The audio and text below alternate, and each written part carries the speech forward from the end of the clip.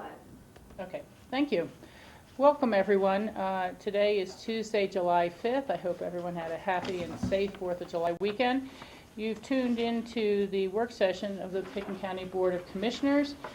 It's about 1 o'clock in the afternoon, and we're going to start with discussion of a letter of support to the Colorado Water Conservation Board for the Town of BOCC Irrigation Shutoff Subsidy Program. Cindy, if you would like to come up and describe this to us. Thank you very much. I'll pass around a copy of the letter.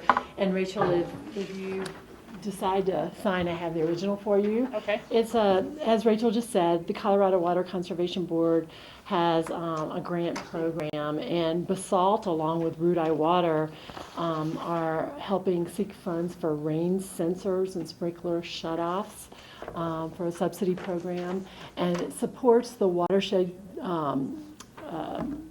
collaborative as well as the watershed plan for the valley, which all of the jurisdictions have signed off on.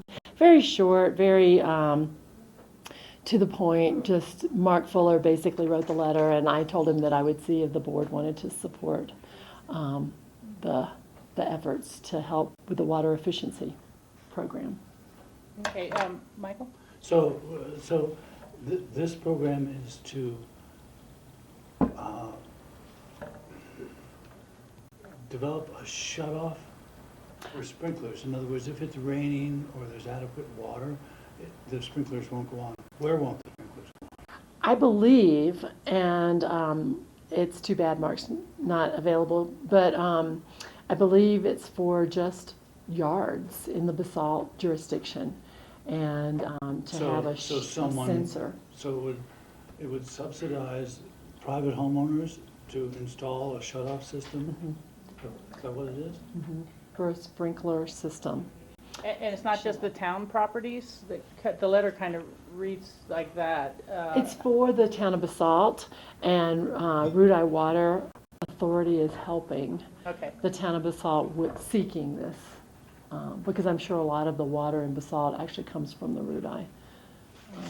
Well, they actually have reservoirs over on the other side, but Mark does work on the other, not reservoirs, wells, excuse me. Board, okay to support the application? Steve?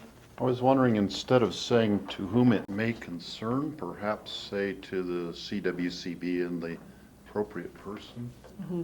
I thought about that as well, but this is how Mark had put it together, so I didn't want to, he may choose to use this for a variety of grants. For the same project. Mm-hmm. I think it's a great idea. I wish we had one in the city of Aspen for people. Okay, so their support, you want me to sign? I can do that now. Sure, we'll get this taken care of. Is that okay Yeah, with everyone? it's fine with me, and it's kind of a related thought. I've always thought that on every person's irrigating property, they should have rain sensors to measure the amount of precipitation. And then if someone wanted to cut back on their amount of water they're diverting, because they don't need it because it rains so much, then they would. then they would still be getting their full use of their water right, but the water's coming from the sky instead of from the river. Yeah. And I think that might be a future way, that something we might want to pursue, and this is kind of a step along in that direction. To have more available water. Yeah. Exactly. Thank you. Thanks, thanks, Cindy. We'll now move to open discussion. Okay, I have just a couple items. The first one that's listed here is update on Plaza One and moving out of here and moving to the library. Right now, scheduled to move out of here on July 20th, so after your 19th meeting, the 20th, you don't have that Wednesday. They're going to start moving the equipment out of here and over to the library. So the anticipated first meeting will be Tuesday, July 26th, and then Wednesday, July 27th. So you'll see in the future agendas, I think we caught it, that's going to be identified as the library. We're all getting training. The key piece of equipment to be moved is the Comcast broadcast connection from this building to the library. and we're trying to figure out how that all works, but that has to be done by Comcast. If they can't do it within that 7-day window, there's a small possibility, but a possibility nonetheless, that we wouldn't be able to broadcast live on Grassroots. We would still be able to web stream the meeting, and we would still be broadcasting it for rebroadcast on Grassroots, much the same as it was when we were over at the GAN. And that would potentially just be a one meeting gap while we're getting it sorted out, one or Correct. two at the most, the Two- work yeah, session and the regular. The 2 meetings at the most, it wouldn't take more than that. You just never can anticipate what's going to happen in Comcast's schedule. But we're hoping they can put it together. All staff are being trained on the equipment there. Grassroots is being trained on the equipment. It is new, so you'll have new cameras, new sound system. So we're pretty excited, and the room looks really good. So that's Did they what's do anything going with on the there. ceiling? They've been trying to finish the ceiling in between meetings, but every time they go to finish the ceiling, someone's got a meeting in there. But Wow. yeah, it was originally designed to be open, but everyone who walked in went, "When's Where's the when's ceiling?" the ceiling going to be finished?" So that's getting done. Into another facility item, you have a invitation from the jail to visit the jail on July 13th before your Wednesday meeting. Lunch included, maybe at an 11 o'clock tour. While there are no inmates in there right now, so you can see the renovations that were done there. We added the ADA compliant jail cell. All the cells were being sprinkled, and I think they had some other kind of minor renovation pieces, but Don Bird has invited you for a tour and lunch on the 13th. Board members, can we make that? Yeah, I'm putting it on. What time is that? On the, 11 o'clock before your before your noon Wednesday meeting. on the On the 20th? 13th. 13th. 13th, okay. Okay. Does that sound good to everybody? Or Yeah. anybody can't make it, but let's schedule it, and Okay. we'll start at 11. But we will have to have them have a little food to come to this meeting. Before. Right. They're gonna feed us lunch. They're going to feed you lunch at the jail. That So sounds you'll get to, Uh-oh, what are we gonna be eating? Hospital food? Bread and water. that would be hospital food. Yeah. Okay. Very good. So we got So that that's scheduled. my 2 items. Okay. Does anyone else have open discussion items? Nope. Okay. I had asked John that we could look at perhaps our housing board appointee. We have done 2 interviews. I do not believe there are anyone else waiting to interview, as far as I know, Phyllis. Right. No. And board, you want to discuss? We had the 2 applicants. Their Patty? names, I don't remember. I think I put them in my briefcase and I took them both out this morning thinking that wasn't today's packet, but I'd saved them. Well, I'm leaning towards the young lady first. I think she was more organized and had really had more knowledge based on and the young man who was here, I think was great, but he didn't even He seem was like not he very wanted the committal job. about Yeah. it. Yeah, I agree with that. Is that the sense of the other board members who were here? Okay, So we So- just appointed her. okay.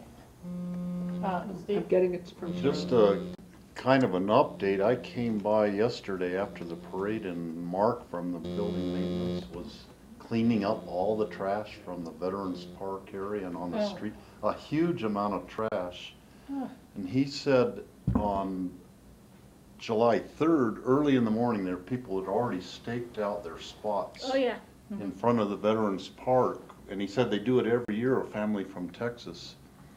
And they were very kind to put the picnic tables back where, in the park where they had gotten them from, but they still left their, They moved Their our trash. tables out onto the, apparently so. that's a little, And so I just thought I would let you all know, I had no idea that was going on, because when you go by in the parade, Yeah, you don't see you any. can't tell what, I mean, there are people all the way along, and it's like a mass of humanity, but it created extra work for him, and I don't know, maybe there is some possible solution with putting out some trash cans or something that they would at least put their trash in. the city puts out trash cans all up and down the Everywhere. parade. We just Yeah. maybe ask them to put some along here. I don't know if there were any or not, but there was still trash everywhere in town. Yeah, it's sad, but that's true. But the good observation, Steve, and we'll take that Thank into account. Mark. Next year is gonna be the construction zone out there, so I'm not Yeah, it'll quite be sure a what it'll different, be. whole different scene next Yeah, year, I'm but it's a sure. good chance then to institute new policies or something, so we'll take a look at that. Other open discussion items from any of the board members? Let's see, we're not Can we scheduled. do agendas, because I have a lot of questions. Yeah, future agendas, that's what I was just thinking. How about that? Okay, everyone, we're gonna look at our future agendas now. Phyllis, do you have anything on future agendas for us? I do not at this point. Okay. Can I go? Yes, Patty, please. I know that this will probably be fine-tuned, but it's just next week, is the Tuesday, July 2nd. There's a lot of gaps. July 12th. I mean, July 12th. Yeah. Can we consolidate that as we move along? There's a bunch, and let us know if we need to come early or late. Oh, There's definitely. a bunch of gaps in it. Yeah. And then, And when you have the printed ones, just so you know, so by the time it's printed on Friday, right, but this is just next Tuesday, so usually it's a little bit further out that we Right. have gaps, and I don't bother with those. I think it's because John had moved a few things off while he's gone. Yeah, so and I trying just want to make but sure yeah, that we don't. I agree And entirely. then on Wednesday, the 13th, I had asked if we could move, under individual consideration items, second readings, if we could move quiz balls. I mentioned that to John as well when we met, and it's supposed to be moved These either to two the front items or to the need to back. be moved at the bottom. they're both moved to the top. Oh, they're moved to the top. We did that, but that came Okay. after your printing. Thank you, thank So you. Just that was checking. so Kurt's were, Because Patty and I have to excuse ourselves for the smuggler the- matter. oh, yeah, that's right. And that way. Have it And, at Yeah. one and end so or we the other. moved both of his Yes. Yeah, we wanted him to the kept top. together, one way or the other. Yes, we did. And then, I know this will probably be cleaned up again, but, we didn't have any work session time to discuss our agenda for our joint meeting with the city. Our joint meeting with the city is August 2nd, and there's nothing in the prior week or so that as if we'll have an agenda to discuss, but it might be nice. Yeah, that's a great point, Patty. Okay, we'll get that added in. Yeah, Probably the 26th, if not the 19th. Yeah, You one know, of maybe those days. start on the 19th, because I'll be here. We'll have more of us here on the 19th, I think.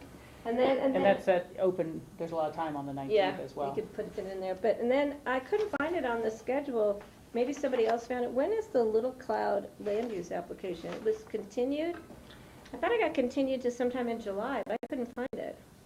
I don't Does think anyone- they've filled it in yet. Land use gives us their items closer to, This was a continuation, so it was continued to a date certain. but they don't give Okay. All that right, to so I'll us. just keep an eye out for it, because somebody was asking me when it was, and I said I'd look in my future agendas, and I don't see Not it. really there yet. But we can find out. Yeah, that would be great. I thought it was in July. Let me see, I might have had, Well, you have all of August in this packet too, so. yeah, Yeah, so. I'm pretty sure we continued it to a July Yeah, and date. it's not on there, so we need to, and that's it. Okay, The other ones are just notes to myself. thank you. And anyone else have any items on future I have a agendas? quick question, George? Phyllis. On July 19th, we've got a Aspen Family Resource Center request for healthy community funds with NAN. So I guess was the question, why would NAN be coming in? Mid-year? I don't know, and it also says 1 hour and there's only 15 minutes, Yeah, so that- there's something up there. Yeah, so, Unless Nan was asking for an hour for the 2 and it just didn't jive. That was on my list too, but I thought it would be cleaned up by the time we Yeah. got there. You're probably right. Okay, so we'll have you check in on that, Phyllis. I know that the Valley Health Alliance update was at least 45 minutes before, if not longer, and it was postponed because She was out of town. she was out of town. And we'll see what the Aspen Family Resource Center request is at that Oh, I time. do have one more. Rachel, when are you and Michael out of town in July? Because it's, Yeah, you're on here, I think, being gone July. I really only missed one meeting, which is the Tuesday, the 26th. Okay. And Michael, are you going to be out I'm gone through July 23rd through the 6th. of August? Okay, so Yeah. does that mean you're gone the 26th, but you're back the 27th for the regular meeting? No. He's gone it means until I'm gone August. from July 23rd till August 6th. Oh, August 6th, okay, I'm sorry, I thought you said July 26th. So August 6th, so, okay, we'll get that down there to make sure we have quorums as we go forward. And that will mean that George, Patty, and Steve are the players on the 26th. The Tuesday, first meeting 26th. in the new in the library, right? Mhm. We can work out all the bugs. We'll for get us. all the bugs worked out. When you guys get back, we'll be running smooth. Okay, sounds good. Is it gonna be big enough for us? For the three of us, nah, we're gonna have to open those doors. No. Right, George? Yeah. Invite the public. Yeah. George, did you have any other Nothing. future calendars? Anyone That's over else? in That'll be in the library. Okay. we'll be like 3 people all alone up there. Yeah, it's okay, let's stay on track here now, guys. We gotta, Rachel, the EOTC meeting, they don't have you being out for that, but I'm believing that on the 21st of, Tuesday 19th, no, Thursday the Thursday the 21st. 21st? Yeah, I'm gone. Okay, we'll make sure that's noted. Michael, are you here then? Yeah, No, but Michael's we going have a the quorum. We 23rd. already established we'd have a quorum for that date. And that's what matters. You can't get everybody all the Okay. time, unfortunately. Okay, well, I think that is pretty much it. Just as any other travel or business commitments come up through the fall, even though we're not putting them on the calendar, just let Phyllis or John Peacock know, they're starting to put together the schedule for the fall budget hearings and things like that, trying to make sure we have a quorum, or all of us if possible, for each of those. Okay, so that takes care of future agendas. We don't have anyone coming till 1:30. We could do board memberships. Yeah, we could start on board memberships. Let's do that. Northwest Council of Governments. Northwest COG is, well, we're really actually working on a lot more with Economic Development District, coming up with the revision of the plan. We had a great meeting here in town. We had great turnout from City, Basalt, their Snowmass was there represented. City of Aspen, there was one member of the public who just showed up. He was great.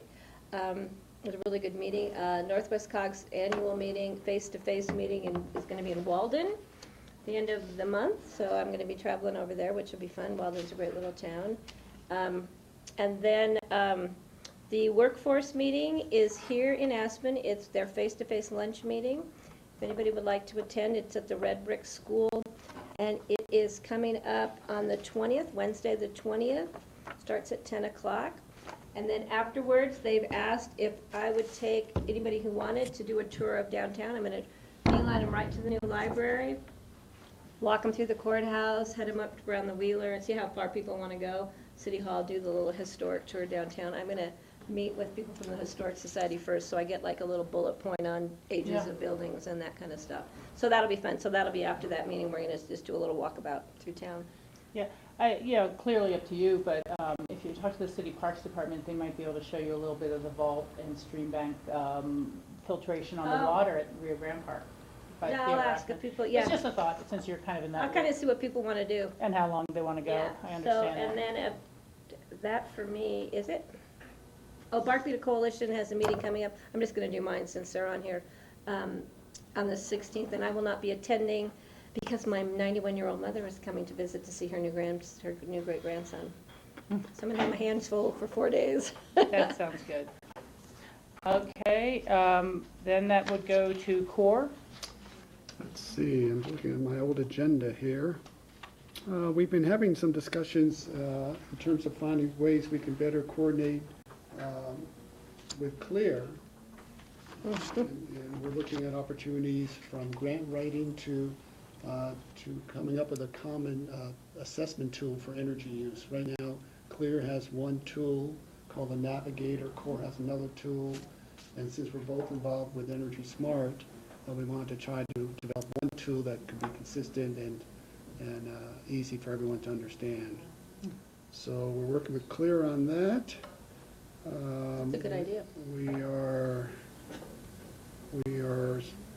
going to be going into our TRUE grant request, the Randy Udall Energy Grant request this month, and going over our rep budget, and so that will come before this board probably in August.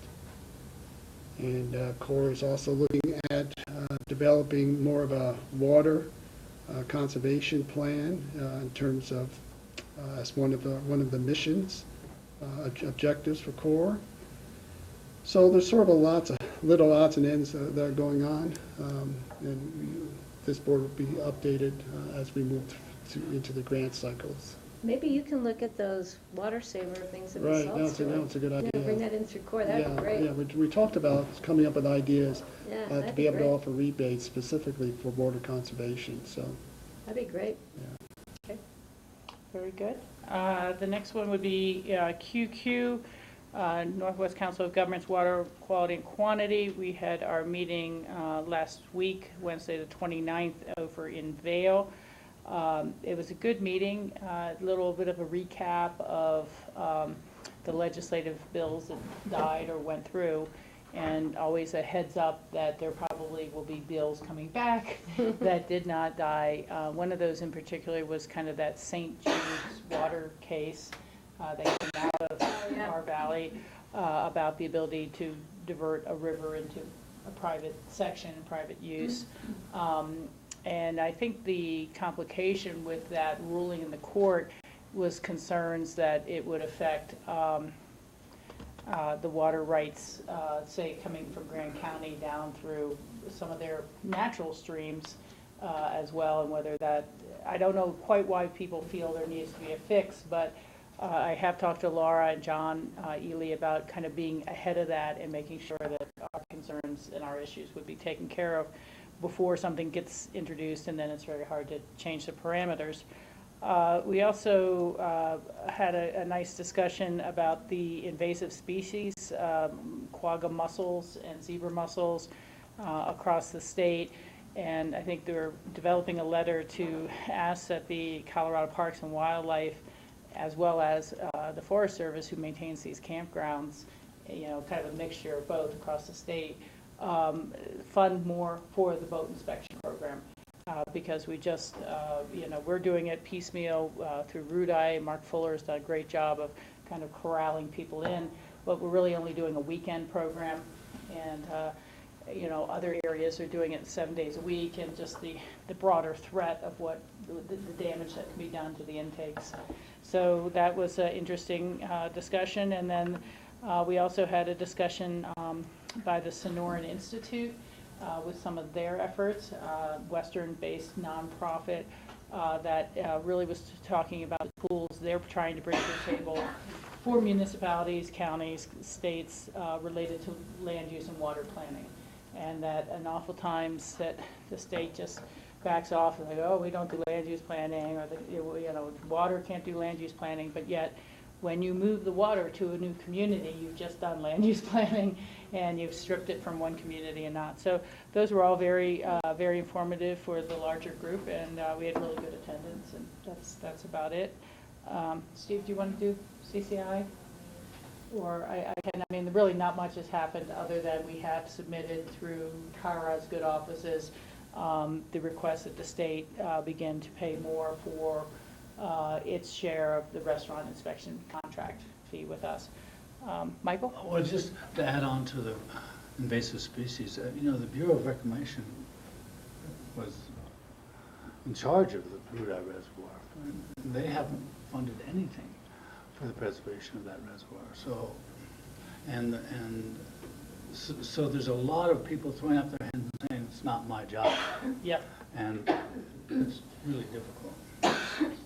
Yeah, I agree with that. I think, I'm not sure if we were writing a letter to the Bureau of Record to the River District as well, but it's similar and just related. When I was back in DC at one time, I got a appointment with Ann Castle at the time, who was director of the Natural Resources Program within that area of Department of Interior. And the response was that they spend their money on research, and so they don't spend their money on individual boat inspection programs in areas. And I'm not disagreeing with you at all, No, Michael. I'm no, just no. telling you what the response was. No, we've gotten That's pretty The ridiculous. same answer. They not spend- the same answer, but we've gotten no can do. So. Yeah, that's what they, and then, of course, your lower altitude lakes, which already have the problem, are very severe. But, so they're not convinced yet that it could be a problem at our colder, high altitude lakes. Unfortunately, by the time the stuff has come up from the very bottom, you start to know that you have a problem, you know, and they can be really fully infested by then, so. Well, the problem is you don't want it infested at all. That's because right. once it's infested, it's infested. Yeah. There's no way of ridding yourself of it. So it's a question of prevention not of dealing with it as it becomes a problem. So if you're going to only deal with it when it becomes a problem, it's too late. Yeah, I couldn't agree with you more. But it is a successful program. It's created a lot of public awareness, and we are proud to be funders at a small level through the Healthy Community, the Healthy Rivers Fund. CCI, again, just gave you our update. The Western, there actually is a call-in on the 15th of July for what other bills were produced at CCI. I don't think I can attend that because that is when we're going to have our first kind of capital reserve subcommittee meeting with the city on the 15th. But, you know, just to hear, it's just no pros or cons. You can ask questions that you need further research on before we do decide on the legislative agenda this October. But actually, it may come out of it. I'm not sure, Michael, but Karen Stegelmeyer with Summit County, when she had requested the invasive species discussion at QQ, I said, well, why don't you submit that one to CCI as a legislative issue to try to get Colorado Parks and Wildlife funding the program more adequately. So we'll hope that that comes through.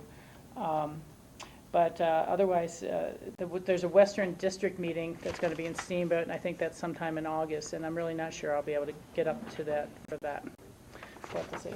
It's the 25th. August 25th is the Western Mountain District, so I might be able to attend. We'll talk a little closer into August. That is the same time as Water Congress. The challenge there is that I hate to pay full conference fees and only be able to attend one day, really 1.5 days, which is the 24th is when it starts. So we'll see a little closer in how we deal with that. Colorado River Basin Round, time we got. Club 20 was the next one, then we'll come back to future agendas after our membership reports, once we have our current item. But Club 20, I will be going over there Wednesday, leaving tomorrow afternoon. It's about a 6-hour drive to Cortez. And then we'll have 2 full days of subcommittee meetings on the 7th and the 8th, including transportation and I believe public lands. The second set of Club 20 meetings is July 21st and 22nd in Steamboat. And I know I cannot attend those because I'll be at NACO in Long Beach. And that's when we also have our EOTC meeting on That Thursday night. So we just might not make it that time, Yeah. which happens, don't worry. And you're going to the one in Cortez? I am going to Cortez. I saw you on the agenda for the one on the broadband. There's a update via what we're doing with our broadband project through Para. And so that's that. And we will come back. Rachel. Oh. I have a text from Brian. He is stuck in traffic. Okay. So he will be late, and he's a pedestrian. Between Public Works and here, he's stuck in traffic. Oh, it happens. Tell him he got a bike. Yeah. Tell them to leave earlier next time. 1:30 coming into town traffic, interesting. Yeah, not all that Yes, we unusual. didn't Okay, well then think we'll that keep would going happen. for a little bit longer and maybe just interrupt when Brian does get here. So we will go back then to the Colorado River Basin Roundtable. Steve, I think you got to the last Okay. one. Yeah, I attended the Next Steps meeting, which right now, every other month, they will do a full meeting of the Basin Roundtable, which the next meeting is coming on July 25th. And then in the off months, they do a smaller meeting called Next Steps. So there were several things we discussed at the meeting this month. One, there was the Grand Valley Water Users Association, which operates the Big Oh, there Canyon he and is. DeBeck, the DeBeck Canyon Diversion Structure Roller Dam, and they're doing an $8 million project. Okay, Connie left because she thought you were late. Steve, we'll go back and finish this. And then okay, yeah, take your time. So we heard further discussion about that project. They have a request for money into the Basin Roundtable. Stuck in traffic in front of the Jerome. There are a couple of big things that are coming up. One, they're discussing a legacy project, which they want to have a pilot project somewhere in the Colorado Basin that would address the issue of trying to keep water on ag land and have it have the irrigation systems modernized so the water is used the most efficiently, and try to enhance the stream flows in the rivers as part of the process. Also, just as a means of protecting the water rights in the event of a compact call, so we don't have all of western Colorado ag dried up to meet a compact call, which is what the big fear is. So the two areas that they're really looking at for a potential pilot project for this legacy project, one would be in the upper Colorado Basin in the Kremling area, where they have really immense issues with water diversion and trying to keep water on the ag land and try to make it more efficient. And then I suggested they look at Snowmass Capitol Creek for a potential project. They want a small, distinct area where they have a lot of cooperation among water users and have some part municipal use and other use where there's a good chance of having a lot of efficiency projects as part of it to enhance the stream flows. So that's something that it's going to be a long time deciding that. We'll have lots of looks at that legacy project. Also, there's an integrated watershed planning, and there will be a meeting in Glenwood on Tuesday, August 16th. And they want to get as many stakeholders together to work on this plan. They said to go to the Colorado Mesa University water website to get the details on that. We have a work session that day. Yeah. But it may be something that Laura or someone else with the Healthy Community, I think pass that along to John Ely's office, that date and that information, and see if they have someone who can attend. Healthy Rivers and Streams, Yeah. I want to know. And also, kind of a sad thing was announced at the meeting. Lewis Meyer, who has been very active in the Basin Roundtable, he's a principal from SGM Engineering Company. He is moving to Mancos, where his family bought a ranch down there. So we're going to miss him a lot here in our Basin Roundtable. And I would not be at all surprised if he becomes active in the Southwest Basin Roundtable, because he is such an expert on water issues. And so he announced that at the Next Steps meeting that he was moving. Okay. That is a loss. Be a good connection over there, though. Yeah. Okay. Thank you, Steve. Any Can I questions? ask a question? Yeah, Mike. Steve, what percentage of the Western Slope water is subject to the compact? What? Anything that's post. Right, I know anything. I want to know what percentage it is. Because Steve talked about drying up the West Slope. I think, most of the West Slope is Well, most of it. 1922. Most of it. Now the fear is it is pre-1922. Most of the really good water rights. I mean, all the really good water rights are all pre-compact. What they're afraid is the East Slope interests will come over and buy those rights out, Oh, okay. send the water down the river, and that way they can keep diverting their water Okay, to so headwaters to that's the East Slope. slightly- So it's a money thing, not a water rights issue. Yeah. Very good. Thank you, Steve.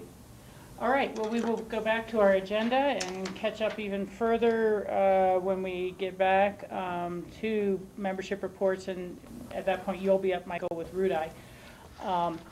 So Brian and Connie, please come forward. This is a discussion of the Basalt pedestrian crossing. Great, thank you. I'm Brian Pettit, I'm the Public Works Director for the county, and this is cleanup from approvals the board had previously made to support financially the pedestrian crossing of Highway 82 at Basalt Avenue in Basalt. So if you'll see the supplemental request, there are two listings there. One is $240,000 from the General Fund Road Capital budget, and one is from Open Space and Trails. And if you'll remember, you also dedicated about $750,000 from EOTC. That's not listed here because that was previously appropriated and is in the EOTC budget. Okay. So this supplemental is just cleanup to appropriate $640,000 to fully support the basalt pedestrian crossing. And that totals our support from the county at $1.39 million for that crossing. The board might be interested to know that we are working on an intergovernmental agreement right now with the town of Basalt, where the county, Pitkin County, would actually manage that project in cooperation with RAFTA. Because we have some experience with the AABC ped crossing, it made sense for Pitkin County and RAFTA to team up to manage that Basalt project. Well, I think it's good, given our experience and the investment we're making, and I just wanted to kind of amplify on your one comment. The EOTC money, of course, is a contribution from Snowmass and Aspen, as well as Pitkin County, and those collected through Pitkin County. Thank you. Brian, when do you anticipate you'll start digging? Well, we've, utility relocations will hopefully start the end of August, September of this year, and it will take about a year to complete. So we would be completing in 2017. And so will the realignment be similar to the realignment we saw at the Airport Business Center in terms of having at least 2 lanes to be able to keep moving on both directions? Yes, a requirement of the project is that we don't impact the capacity of Highway 82 through that area. So there will be shifting just like in the AABC project. Great, thanks. Yeah, one other kind of question is, this is a state highway, and we're bringing the funds together to add a incredibly important and well-needed, safety improvement. Won't CDOT be kind of managing the project as well? They won't. We do this work through a permit, through a right-of-way work permit through the state. So that's how they manage it. They monitor the grants that have, the monies that have been received from the state, and to make sure that we meet specifications from CDOT. But other than that, we'll be managing the contractor, who is United Companies. Okay. And just the last comment would be, Brian, for your offices to make sure that this and that construction and staging is coordinated with the potential of the recreational and channel diversion work going forward as well this fall. So we can't be stepping on each other's toes too much and trying to complete that at a timely fashion, and just need to coordinate those two efforts if they're going forward. I appreciate it, yes. Okay, thanks. Any other comments or questions? No, Everyone glad in we're moving favor? forward. Nods of the Yep. head? Okay, Thanks, great. Brad. Thank you. Thank you for being here. Thank you. To answer any other financial questions we have. Thanks for fighting the traffic. Okay, That's crazy, isn't it? all right. You need to ride a bicycle, Brian. See, we have about 5 more minutes if we want to go back to Rudai Water and Power Authority update, Michael? We haven't had a meeting in a while. I think I took the last time that Rudolph Water and Power thinking about making themselves a more formal organization. The organization now exists in Mark Fuller's briefcase. And so they're thinking of what would it be like if we had an office, administrative assistance, a vehicle, and that kind of thing. So it's very, very expensive to take the jump from the briefcase to an office. So they're still working on it. But we haven't had a meeting for a long time. Yeah, and I participated in at least one of the forums where Mark was explaining that to really go to the next step with things such as the efficiency plan and other efforts. You might need a regional organizing body, and RUDI is the body that currently has that function, although for limited purposes now. And it might make the most step if we really want to get serious about our water to move in that direction. Yeah, So- I mean, the difficulty, I think, for Pitkin County is, what do we support? Healthy rivers and streams, but we should also support water and power. So to what extent, and maybe a far greater extent than we do now, would we be willing to do that? Yeah, and would our other partners in the valley be Other willing partners to? are not as, quite frankly, not as capable, really. I Yeah. mean, Eagle County might be as capable, but the rest of them aren't. So it's a tough thing. So now we will go. Thank you, Paul, for coming in. You're right on time for us, and we're going to jump back and forth a little. ACRA, you'll be up next with that afterwards, Michael. And we're going to do citizen board interviews. Paul Rudnick, Planning and Zoning Commission, thank you so much for applying and for being here today. Thank you. I think you know the full board. The only one I don't know is Steve. And Phyllis? Hi, I'm Phyllis, hi, Phyllis. the Assistant County Manager. George, Mike. How are you? I'm good. How you doing? Good. So I think in a way, at least some of us are very familiar with your dedication to the community and your past service on planning and zoning. Start the interview off with a softball. Why do you want to get back on, and what do you think you can contribute, or what would you like to? It's the money. Yeah, we've actually doubled that salary now. It's two That's what I times heard. zero. That's what induced it. I enjoyed my tenure on the Planning and Zoning Commission for, I don't know, 10 or 12 years, I think. And I resigned because I was spending more time out of town, and that has changed. I'm here full-time. And I believe in giving back to the community, and I want to do so again. And I find planning and zoning challenging. I think the staff is sensational, and they make the job of the commission very, very easy. Patty? Well, Paul and I served on P&Z together, so I know what a valuable participant he is with that commission, so I think it'd be great to have you back. Thank you. It's good to see you. Phyllis, do you know, do we have any other applicants at this time? I know we've been advertising. It looks like we have 2 vacancies for 2 regular positions. It's interesting, this sheet isn't listing anybody as alternates. You know, we often move the alternates up to, you know, a full position and then, you know, start that way, although as you know full well, the alternates often vote when there's not other members there, and it's still important to be a member going forward. But I don't see, this is just not listing, Charlotte usually does, I'm emailing her quickly. okay. And we're not going to make our decision at this time anyhow. I'm just saying we seem to have 2 We have 2 vacancies. vacancies, yeah. Before we make a decision, we'd like to know if there's any other applicants in the queue that we need to interview first. Understood. And so it may be a little bit more time before we're able to get back to you when we get those questions answered. But Steve? Well, the question I would ask you, if you didn't have any experience on the Planning and Zoning Board, would be, are you aware of the time commitment? You are fully aware of the time commitment? I'm fully aware. And also the importance of what the work the Planning and Zoning Board does. And I really appreciate you coming back to want to re-up on that board, because we rely on it a tremendous amount. I'm fully familiar with the time commitment, which is, in my tenure, was variable. When they were doing the master plan, caucus master plans, it was heavy.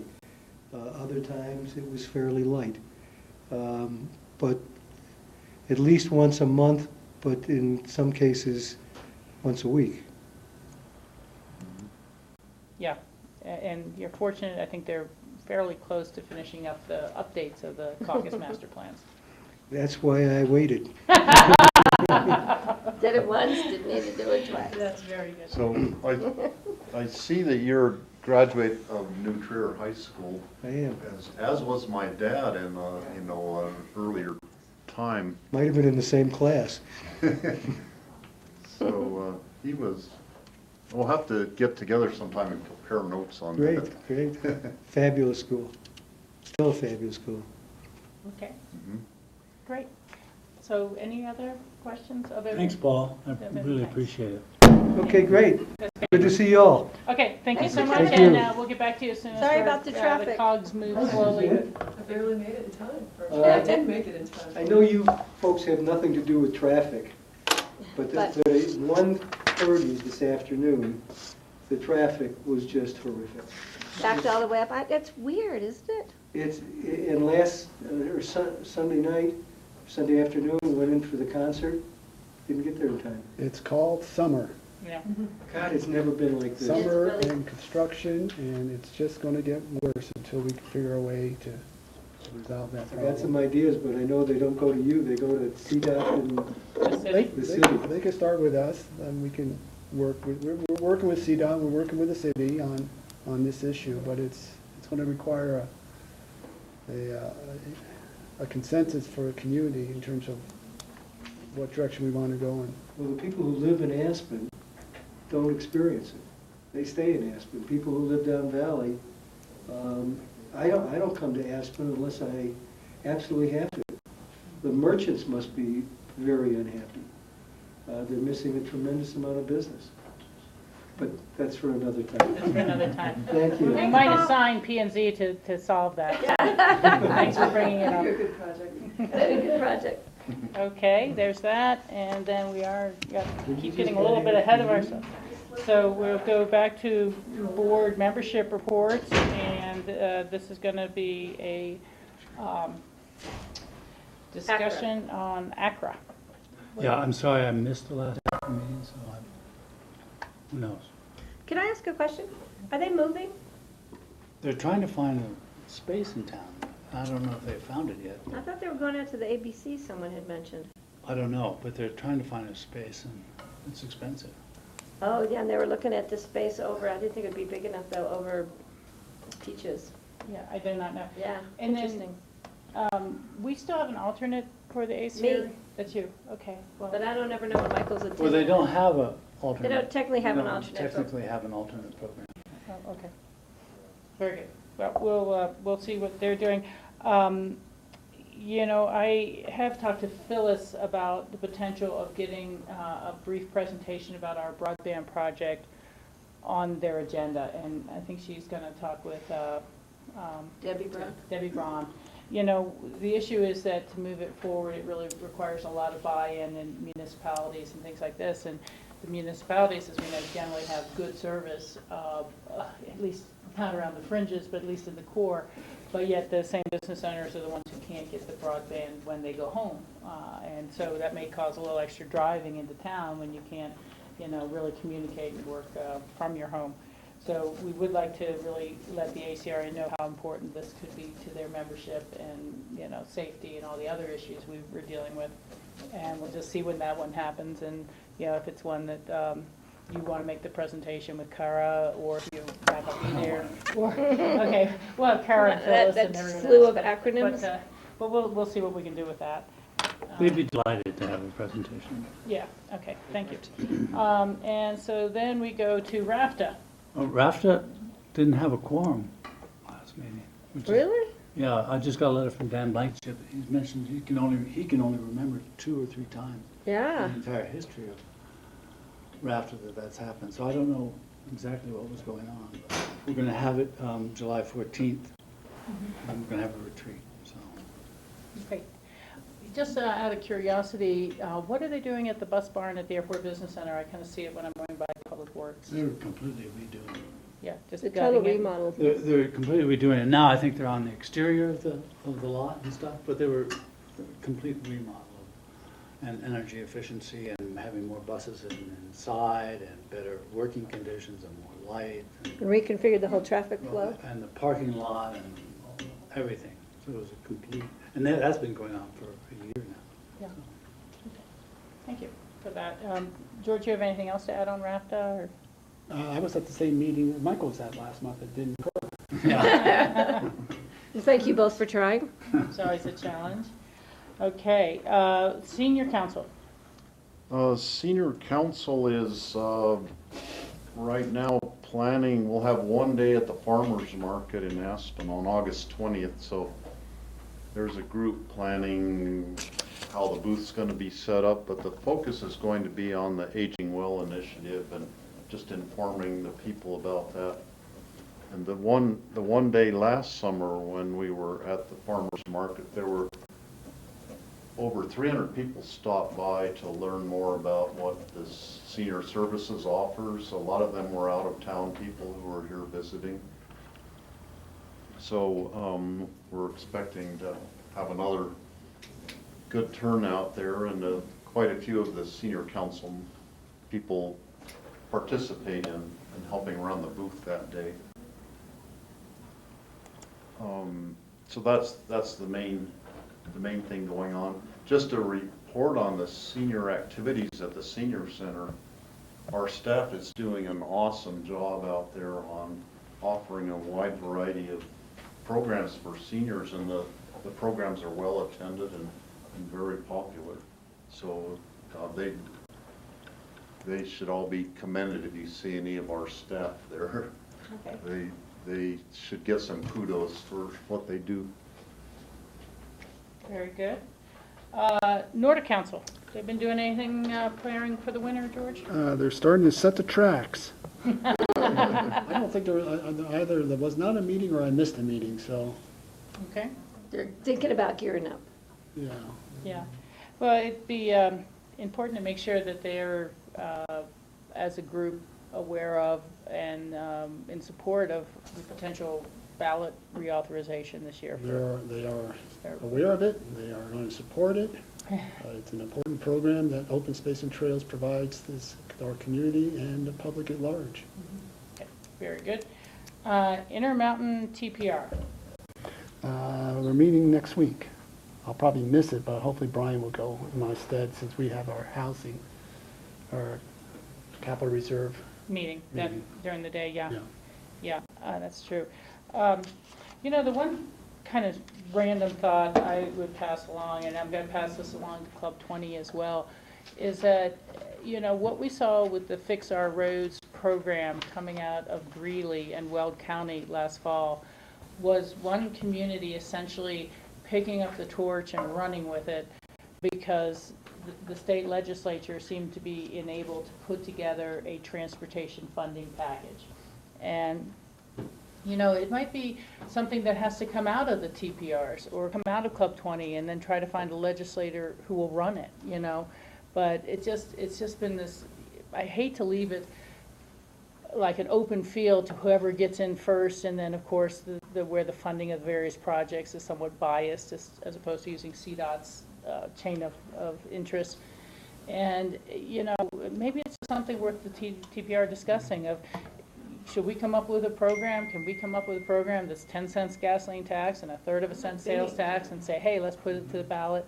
But otherwise, someone else is going to grab the reins, and then we're always being just dragged behind. Yeah, good idea. Okay, thank you.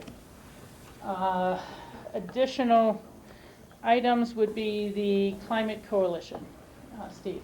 The Climate Coalition met on June 30th over in Vail for a retreat, and Cindy Hubin and I went to represent Pickens County. Chris Mangus was there representing the city of Aspen. So it was an all-day retreat where we were working on mission and vision statements, operating principles. We've been having a debate as to whether to allow individuals or nonprofit groups to become members, and we're talking about having an associate membership. Mm-hmm. The individuals would be primarily elected officials who come from an entity that they would be in the minority and couldn't get their whole board to want to be a member of the coalition. But if the individual county commissioner or city council person wanted to participate, it would be a way they could participate in climate action things. So that's undecided right now, but for the meantime, it's just for counties and municipalities, a coalition working on these issues. We did a long brainstorming on a list of potential policy issues that we would want to bring forward to the state legislature or to state agencies or even to the U.S. Congress. So we just made a very big list, way more than we could possibly tackle, and then at our next, there's one more retreat during August, and we'll hone that list down to a list, a manageable list of a few items to tackle for this coming legislative session at the Capitol. This was the first one meeting, and was very, very productive, talking about the different issues. the group now has 5 counties and 6 municipalities are members. The town of Telluride just joined a couple weeks ago, so the municipalities who are members now are the ski communities of Telluride, Aspen, and Vail. And then over on the east slope, it's Fort Collins, Boulder, and Golden. And then the counties are Boulder County, then Summit, Eagle, Pitkin, and San Miguel County. So the ski communities are very concerned about what's happening with the climate, because it hits us very much in our pocketbooks. And then several communities along the Front Range who are taking a real proactive approach to trying to, deal with climate issues that we're facing. Very good. Thank you, Steve. I have a question. Yeah, please. Steve, were you present at Tom Friedman's presentation at the? I was. It occurs to me that that's kind of a drastic impact of climate change. And then you look at South Pacific Islands, who are also facing immediate, drastic consequences. And it seems to me, to form allegiances with those groups, or at least to make yourself known to those groups in Niger, Senegal, all those countries, South Pacific, and say, listen, we're concerned too, let's have a larger coalition, which is, I think it would be worth thinking about. Because Tom Friedman's presentation of the incredible social damage that's being done by climate change was really horrifying. Yeah, I would agree with you on these kind of coalitions, and perhaps the Colorado model for counties and municipalities working together, we could be a potential model for, do not just have it be Colorado, but cities and provinces from all around the whole world could be part of a worldwide effort along the same lines. That's a good idea. I'll bring that up at our next And I meeting. think, maybe there's a video that's available from the Institute of Tom's talk, and that can be distributed to your members, because that was a devastating talk. It was a very eye-opening talk. I was really glad that I got to hear that the other day. Okay, very good. Okay, well, we will have one more when we come back, and that's bark beetle patty. But I already said that, the meeting's on the 16th, and my mom will be here, so I will be tending to my 91-year-old mother that day. Okay, and we haven't heard anything new other than now we're seeing more spruce beetles than pine beetles. Now we're just seeing wildfires in Walden. Yeah, okay, very good. And then we will now move on to our citizen board interviews. And I imagine you are Joel Ritvo. Okay, thank you. Pronunciation help there. You can stay there, or you could sit over here if you'd like. I've got the microphone over Got the there. microphone over there. It's all set up that way. A little more exercise. A little more exercise. And just in case you don't know our board, we'll introduce ourselves. So starting with Patty. Hi, I'm Patty Klepper. It's nice to see you here. You do? I'm Steve Child. Phyllis Mattice is our assistant county manager. That's the county manager seat there. All right, that's how everything gets done. Yeah, Phyllis? pretty much goes through that lady there. So I live in Old Snowmass, and Williams Hill is, I can almost see our TV translator towers from my house, although it's behind another hill from me. I'm Rachel Richards. I'm here in Aspen, and we'll go forward chairing this year. Mike Owsley? George Newman. Thank you.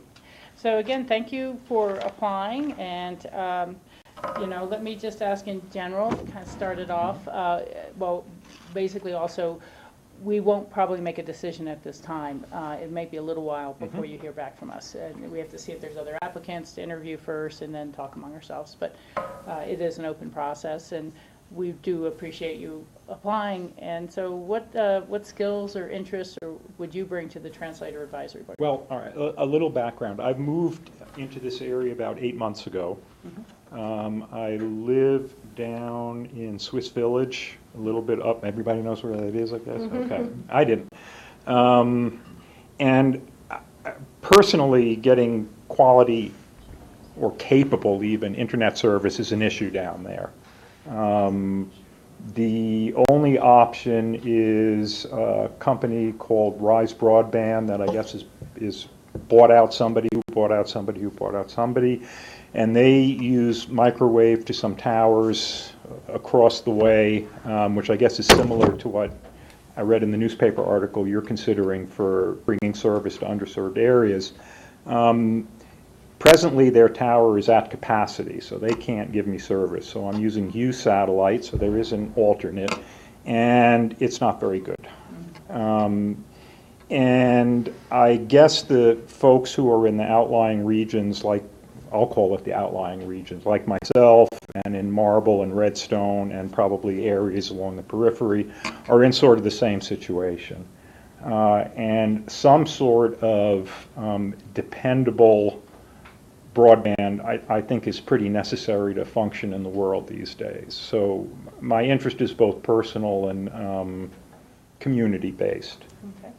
Thank you. Yeah, 'cause we are working on broadband expansion and competition in our valley. I just would like to put in the footnote that it's not going to be a fast and ready cure. Understood. And so we'll take good diligence and hard work, and we're going to keep pursuing it. So would love to have additional energies and interests like yours.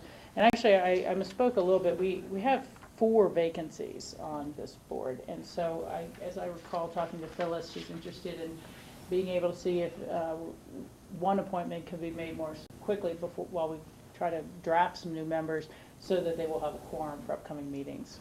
So I did misspeak about that. I do want to point out, and I'm sure you'll see it yourself, I think I saw that there were already 3 members, and one was from either Marble or Redstone. So I don't know if you're looking for non-duplicative. Not per se. Okay. We try to spread out when possible, but also it's the skill levels and talent and people, who choose to apply. In terms of skill level, I'm an architect, so I'm not an electrical engineer or anything like that. But I've had numerous internet services over at least the past 20 years, and I'm sort of conversant in the terminology. So I can absorb information and assess it. I'm not going to be the leader type person. Okay. George and then Michael, or Michael and then George. Joe, let me just ask you a personal question. So you decide to move to the Roaring Fork Valley. Yes. And then you find a place in Swiss Village, and then you discover it doesn't have. No. I had been told I'd gone to the barbecue place in Marble and gotten some advice, and people talked to me. So I knew there were going to be issues on internet and on cell coverage. It's a sacrifice. I mean, I made a decision that this was a very nice place to live. I work out of an office in Basalt, so if I really need to have decent access, I make the drive. If I didn't have to make the drive, the air would be that much cleaner. Is a trade-off, and I realize that that service, one way or another, is expanding or will be expanding. So I'm patient. I have managed not to punch through the computer screen when it does nothing when I want it to. So yeah, and the translator board was originally formed to provide TV. There was no TV here in the valley, so it was. And that was fairly successful, limited, but successful. And then radio shares that translator. And now somehow the integration of broadband into that system is. The translator was provided and paid for by the county, Yes. and then you charge outside vendors to utilize it? You're not actually allowed to charge many of the vendors to use it once you have a system up. So it's not a real revenue producer. Say like the radio stations, if you have a system, you can't charge for access, So oddly. anybody essentially that operates at one frequency can request to tie through the translator We system? have a limited number of spaces we can carry, and so we do have guidelines on the selection criteria of who we will carry. But, broadband put that to rest essentially. Beautiful broadband could take care of radio, TV, although, It takes care of it all. yeah. That's just to play on that, it is a complicated project that we are embarking on, and we are going to have a discussion of it this afternoon after this interview as staff is able for us to move it up. If you care to stay and listen, you certainly are welcome. It's a public meeting. But if you have things to do, you can watch the replay on Grassroots TV or online when you're in range. Yeah, it would have to When be you're in online, range. because TV is not local cable, so I'm not sure I get a Right. local So, station. but I'm not you sure. can look at our website and Okay. review our meetings. But also now tied into that has been the radio equipment for emergency responders.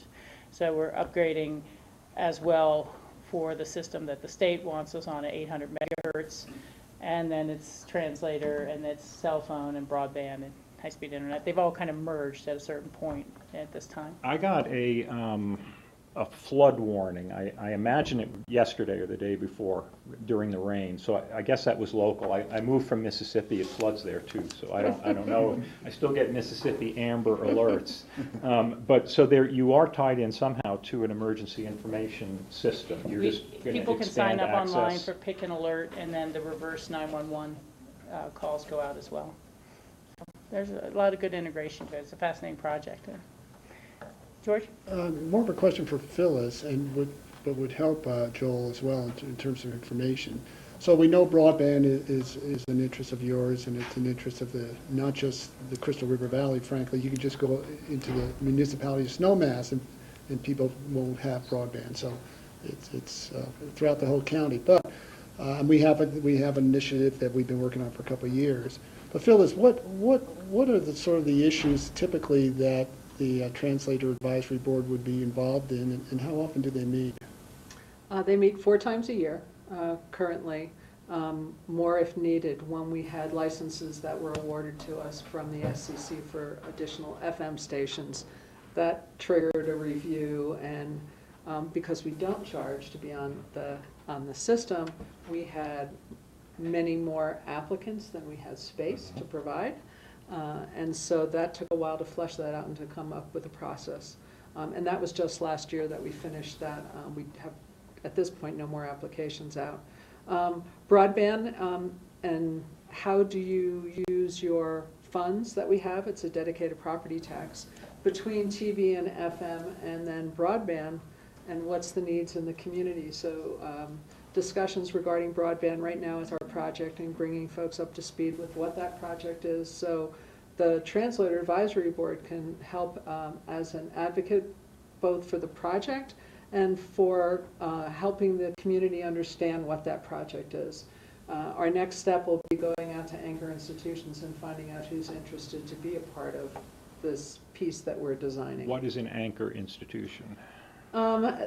Organizations that are willing to say, yes, we will commit to being on your network early on before you actually develop it, so they've become anchor institutions because now you have this group that are binding you to, yes, we can build this with the commitments, although some commitments will drop off and others will come on, but that's really what they are. So we're getting ready to look at what other possibilities are out there, and then actually come up with a pro forma of costs and how would that work once we know how many others would be interested in being a part of that. So right now, I think we're probably gearing up to broadband more than TV and FM. We just hired, our communications site manager is coming up to his 1-year anniversary. So we hired an electrical engineer. And that he would function as your sort of outside consultant, even though he's inside, he's got the expertise, or would you at some point put out an RFP for outside engineering firm? We'd probably do an RFI, a request for information, on what kind of firms are out there that would want to do it to start. So he's our internal reviewer of what those responses are. And we just hired a second electrical engineer because we have so many projects that are going on. So we have that in-house, so that's really helpful. When you mentioned that you were not allowed to charge, is that well, not allowed makes it sound statutory. Yeah. Yes. If you were allowed, is there a policy direction to not charge, or would you like to make things self-sustaining if you could? That's the FCC that Yeah. created that when we took over the sites and the And licenses. that's just for the translator system? Correct. Okay. That's for TV and FM. Broadband's a separate entity. Okay. That's not dictated. And right now, we currently do lease to Rise, and they are on Elephant, which is probably where they're oversubscribed for your Yes, area. yeah, that's and- exactly where it And is. how they are providing you service. Yeah, I was just gonna say, I think we're getting a little more into you're interviewing us I'm sorry. than we're interviewing you. Hey, that's always part of it. And there is just a lot to come up to speed on, and I think for all of us, been drinking a little bit out of the fire hose, and you get new information all the time, but you certainly seem like you would be diligent to educate yourself on these processes, and then apply your knowledge and skills as an architect of taking something from conceptual to completed. I believe I would, and I am in that situation going forward. If it does go forward, I would start out certainly to be more of a listener than a talker. So, We have good background, Steve? You have a had, question? you had asked about you living in the Crystal River, and there's already somebody from Redstone, John Emmerich. And now, John Emmerich is a retired professor from the Colorado School of Mines, which, you know, one of the hubs of the internet service for the whole country.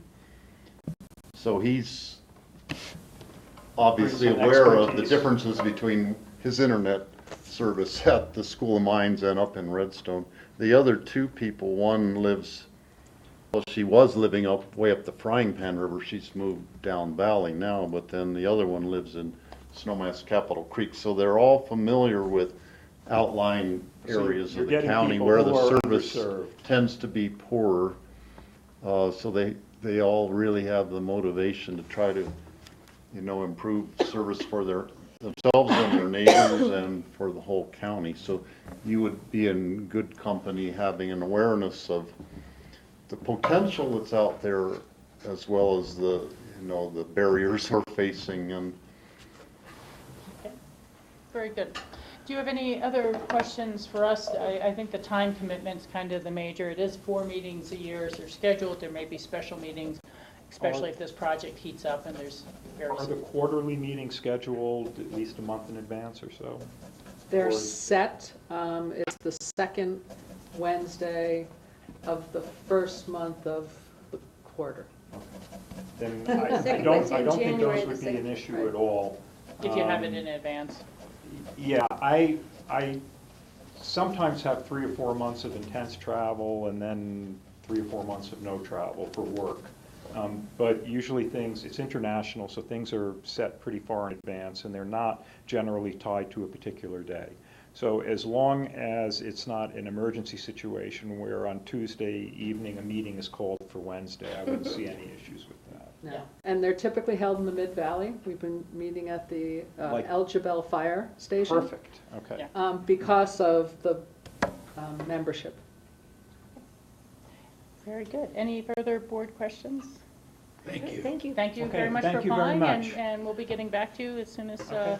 we can. In your time, that's Okay. fine. Thank you Wait, again. wait, Phyllis, when is the next meeting coming up? The 13th, July Oh, 13th. this- of Yeah, I this- read that there was a Okay. July Right, meeting. and but that is at the El Jabel Firehouse at 6 o'clock. Meeting's open to the public? Yes. So I can get a feel, all right. Sure. That may be You fine. might be on the board by then, so Glad to have you just attend. make note of that meeting. July 13th works. July 12th, I'm going to see Hot Tuna in Rifle, but That'd be fun, that'd be 13th, I'm fun. In good. Rifle, what a place for I hot know, I tuna. saw that. Hey, they got a new stage and theater Yeah, complex. it's It's very very nice. nice. Excuse me, the time you said again on the 13th? 6 p.m. 6 p.m. at the El Jabel Firehouse. Great. Thank And you. if there's any change in that information, you'd be notified. But we just want to get it on that calendar of yours. Okay. Either way, I think I'd like to attend just to get a feel for what's going on. That'd be great. Thank you. Okay, thank you very much. Thanks a lot for applying. We really appreciate it, and welcome to the Valley. Thank you. Rachel, could I do a little public service announcement? since Yeah, we're and then I on? was going to say, let's take a break, and then we'll go into Kara's presentation. And that'll give them time to set up. Yeah, I just want to make a public announcement that on Sunday, July 10th, from 11 a.m. to 3 p.m. is a dog day afternoon. It's the community carnival at the Aspen Animal Shelter. It is a dog-friendly, if you have a friendly dog, please bring your friendly dog on a leash. And there is a free canine-friendly shuttle that runs from the Gondola Plaza, so you don't have to drive. There is parking out there, but it would be great if people would take the free shuttle. It is a free event, and they are just asking for any donations that people would like to give, and there is a free dog wash, which is great fun. If you don't participate in it, it's great fun to watch the other dogs take a bath. Can you get somebody else to wash your dog? Somebody else washes your dog. Perfect. Mm-hmm. Yeah, And there they you do go. little dogs to really big dogs. Yeah, it's really a great event. They have music, they have food, they have games for kids. It's really fun. So it's 11 a.m. to 3 p.m. on Sunday, July 10th. Okay, very good. Well, let's take a break until 2:35, a little less than 20 minutes, and then we'll start the final item of the day. Thank you. So it's weird. My husband put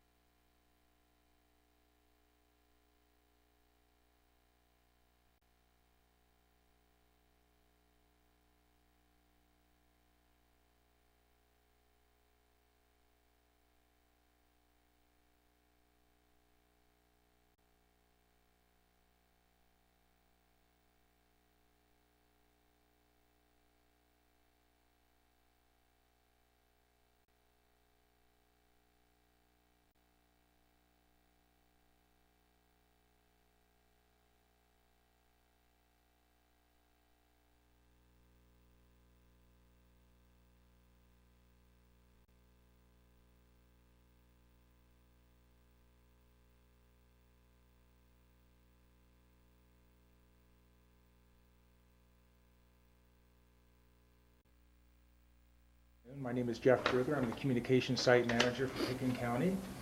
I'm also the Project Manager for the new 911 Dispatch Center. And I'm Kara Silbernagle, the Management Analyst for Pickens County. Thank you. And behind you is?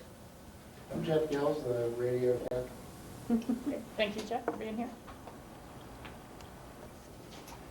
Let me first start by introducing our team. On the management side of things, Phyllis and Kara you might know. On the engineering side, you might not know us. We have a new hire, Drew Peterson. His position was approved by the board in March. We hired him about a month ago. He's going to be working broadband initiative as well as the managing the construction efforts for our new facilities this summer. And then Jeff Geltz, he just introduced himself. He's our radio supervisor, and he's been instrumental in developing the radio architecture for the system. Let me get the lights here. Okay. Let me start out by giving an overview of Pickens County communications today. Pickens County owns 10 facilities or communication facilities. 8 of those are a combination of TV, FM translator and public radio, public safety. And then 2 of them are public safety only, and those include Ajax and the dispatch center in the jail building. Many of our sites are beyond end of life. They date back to the early 60s and 70s, and I'll have a chart that shows that here in a minute. A number of sites, because of their age, have towers that are unsafe to climb. They have foundation issues. Some of the towers are actually rusting and have no climb certification on them right now. All of our sites have grid power, which is a good thing. What is no climb certification? They're not certified to climb because of their condition. And who certifies that? We do. Do you climb them anyway or no? No. No. So they're unavailable. Yeah. The result of that notice certification was a result of a empirical study that's recommended we not climb those towers because they're in such poor condition. So those towers essentially out of commission. Correct. I mean, you can't. They're still useful, but you can't service them. We can't service them. Correct. Thank you. And we also have a couple of microwave links, and I'll have a picture that shows that here in a minute too. We have, within our communication network, we have single points of failure. There's a single point of failure coming from our jail dispatch center up to Red Mountain. We also have single points of failure coming from our Crown. And what do you mean by single points of failure as well? It's a single microwave link. If the link goes down, we lose communications. No redundancy. Correct. Okay, thank you. We also have 2 state DTR sites that are in operation today. One of those being at Ajax, one being at Crown. Those went online last year. We're in the process of doing upgrades to those sites now to increase channels. We did sign an MOU with the state for the maintenance, installation, and upkeep of those systems. That's for the next 25 years. So this is really a win-win for the county. We all know that DTR in the long run will save the county money. Right now, RAFTA is currently on DTR, all up and down the valley. We just migrated Road and Bridge in May, and that was for, we actually installed 24 mobile radios, and Road and Bridge now is completely on DTR. And DTR is direct to radio? DTR is digital trunked radio. It's the 800 megahertz radio system that's going to replace our VHF conventional analog system. Thank you. And then broadband, I think we all know the status of broadband within the county. 2,500 homes have been designated as either underserved or unserved.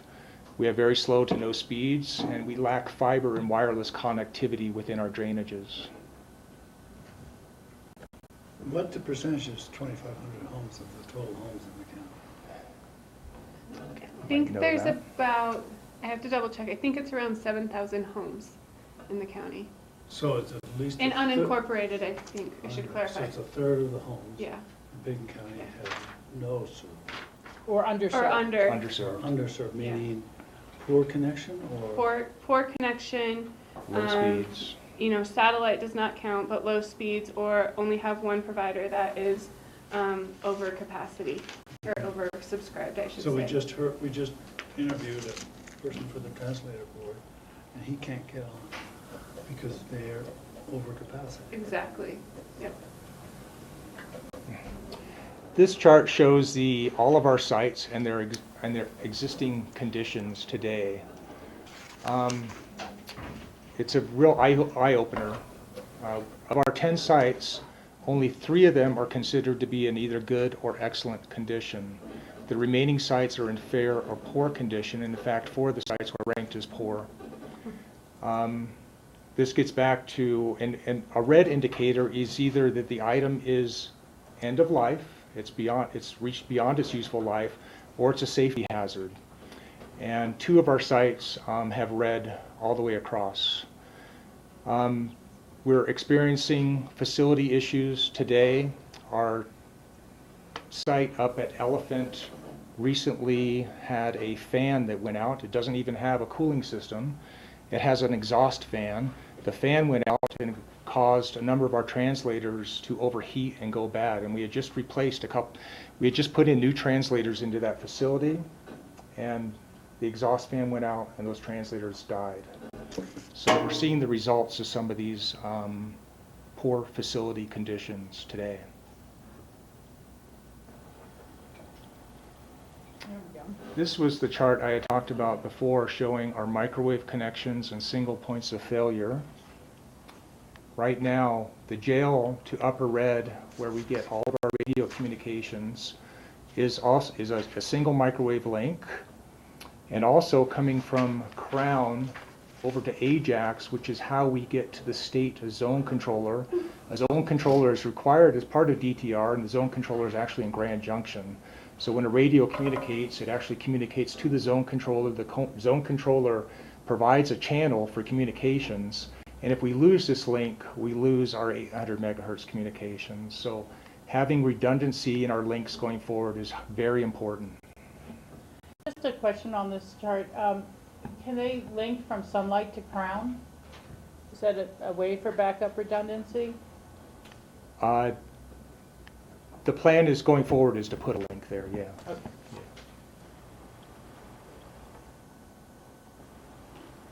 And quickly, our communications projects, state DTRS, which was approved back in March, is a $2.5 million program. It's a collaboration between City of Aspen and a number of other municipalities and agencies. Picken County share of that is not the full $2.5 million. Our share of it is based on the dispatch center cost share model. We are also getting partner contributions that are in excess of $3.5 million. This includes installation. It includes a site at Red Table through Holy Cross. It also includes anticipated DOLA grants, as well as we did receive money from RAFTA to participate in the system as well.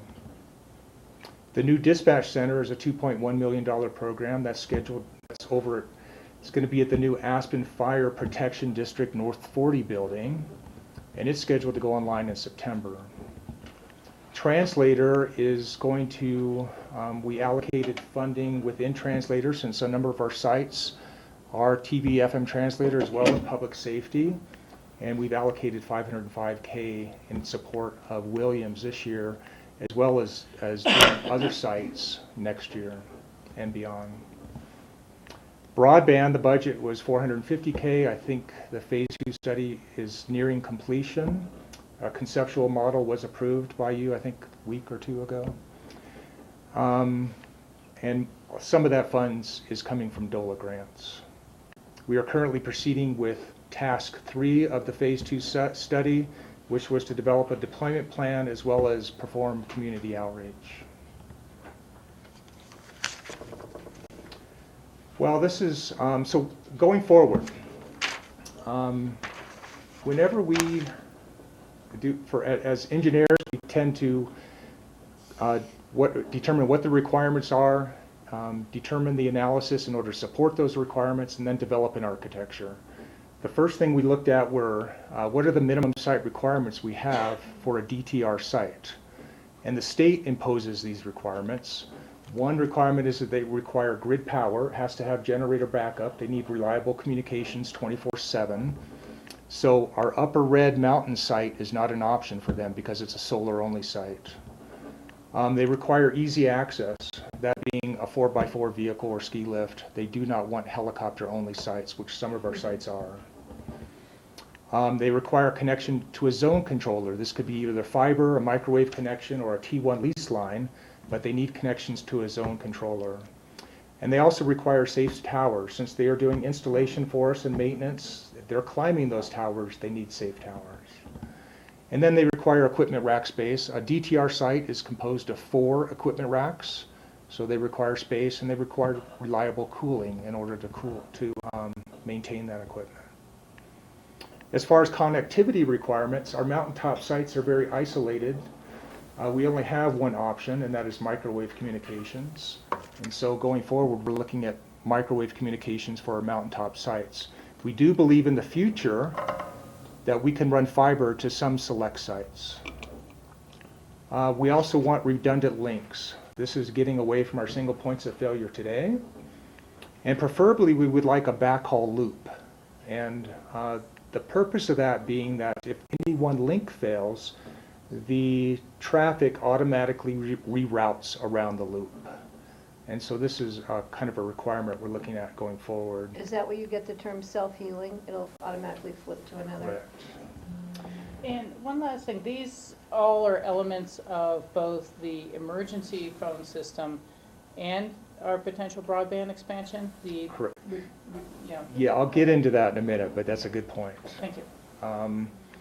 And the last bullet here kind of feeds into that, is we want a scalable system that will not only support a DTR and translator today, but will grow to support broadband in the future. When we do analysis on our sites, this is just one example of the microwave connectivity. For any microwave link, we need line of sight. And this example shows Loge Peak, which is a new site we're proposing, down to the dispatch center. And even though Loge Peak is at 11,600 feet, we barely make the dispatch center because of a little hill right here. So line of sight is important. So when we're looking at all this connectivity, this is some of the analysis we do. Hopefully that hill won't grow anymore. Exactly. So I want to talk about architecture. So we've done the requirements, we've done our analysis. This led up to developing a central core microwave loop that would span the entire Roaring Fork Valley. We're going to use 3 existing sites, Ajax, Sunlight, and Crown, and add 3 sites, Williams being a completely new rebuild, Loge a new site, and then the new 911 dispatch center. We wanted to include 911 dispatch because it's really the central hub for all communications within Pitkin County. Now, are those, which ones of those are in place or just are in place but need to be upgraded? The green ones are in place. They are currently are on DTR. Sunlight itself is a DTR site that's state-owned. These other sites will be DTR sites. So that's kind of why I did the color coding. Green being an existing site, blue being a new site.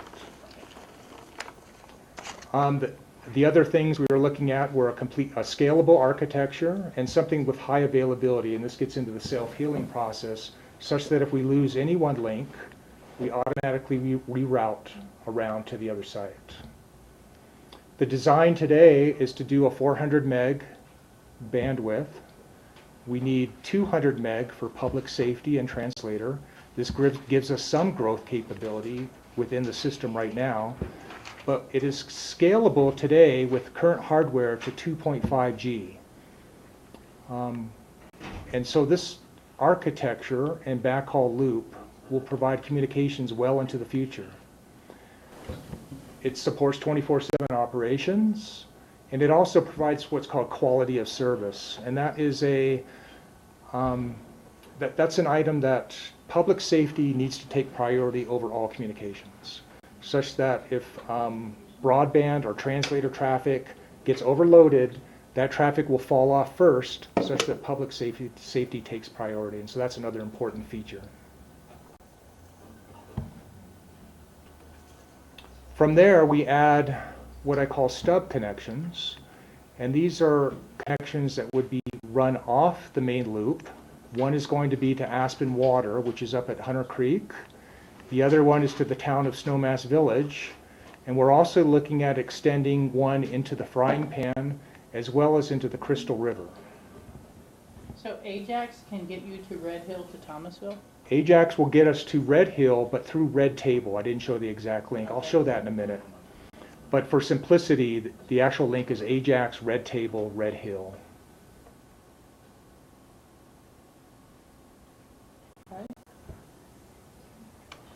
This also supports our broadband initiative.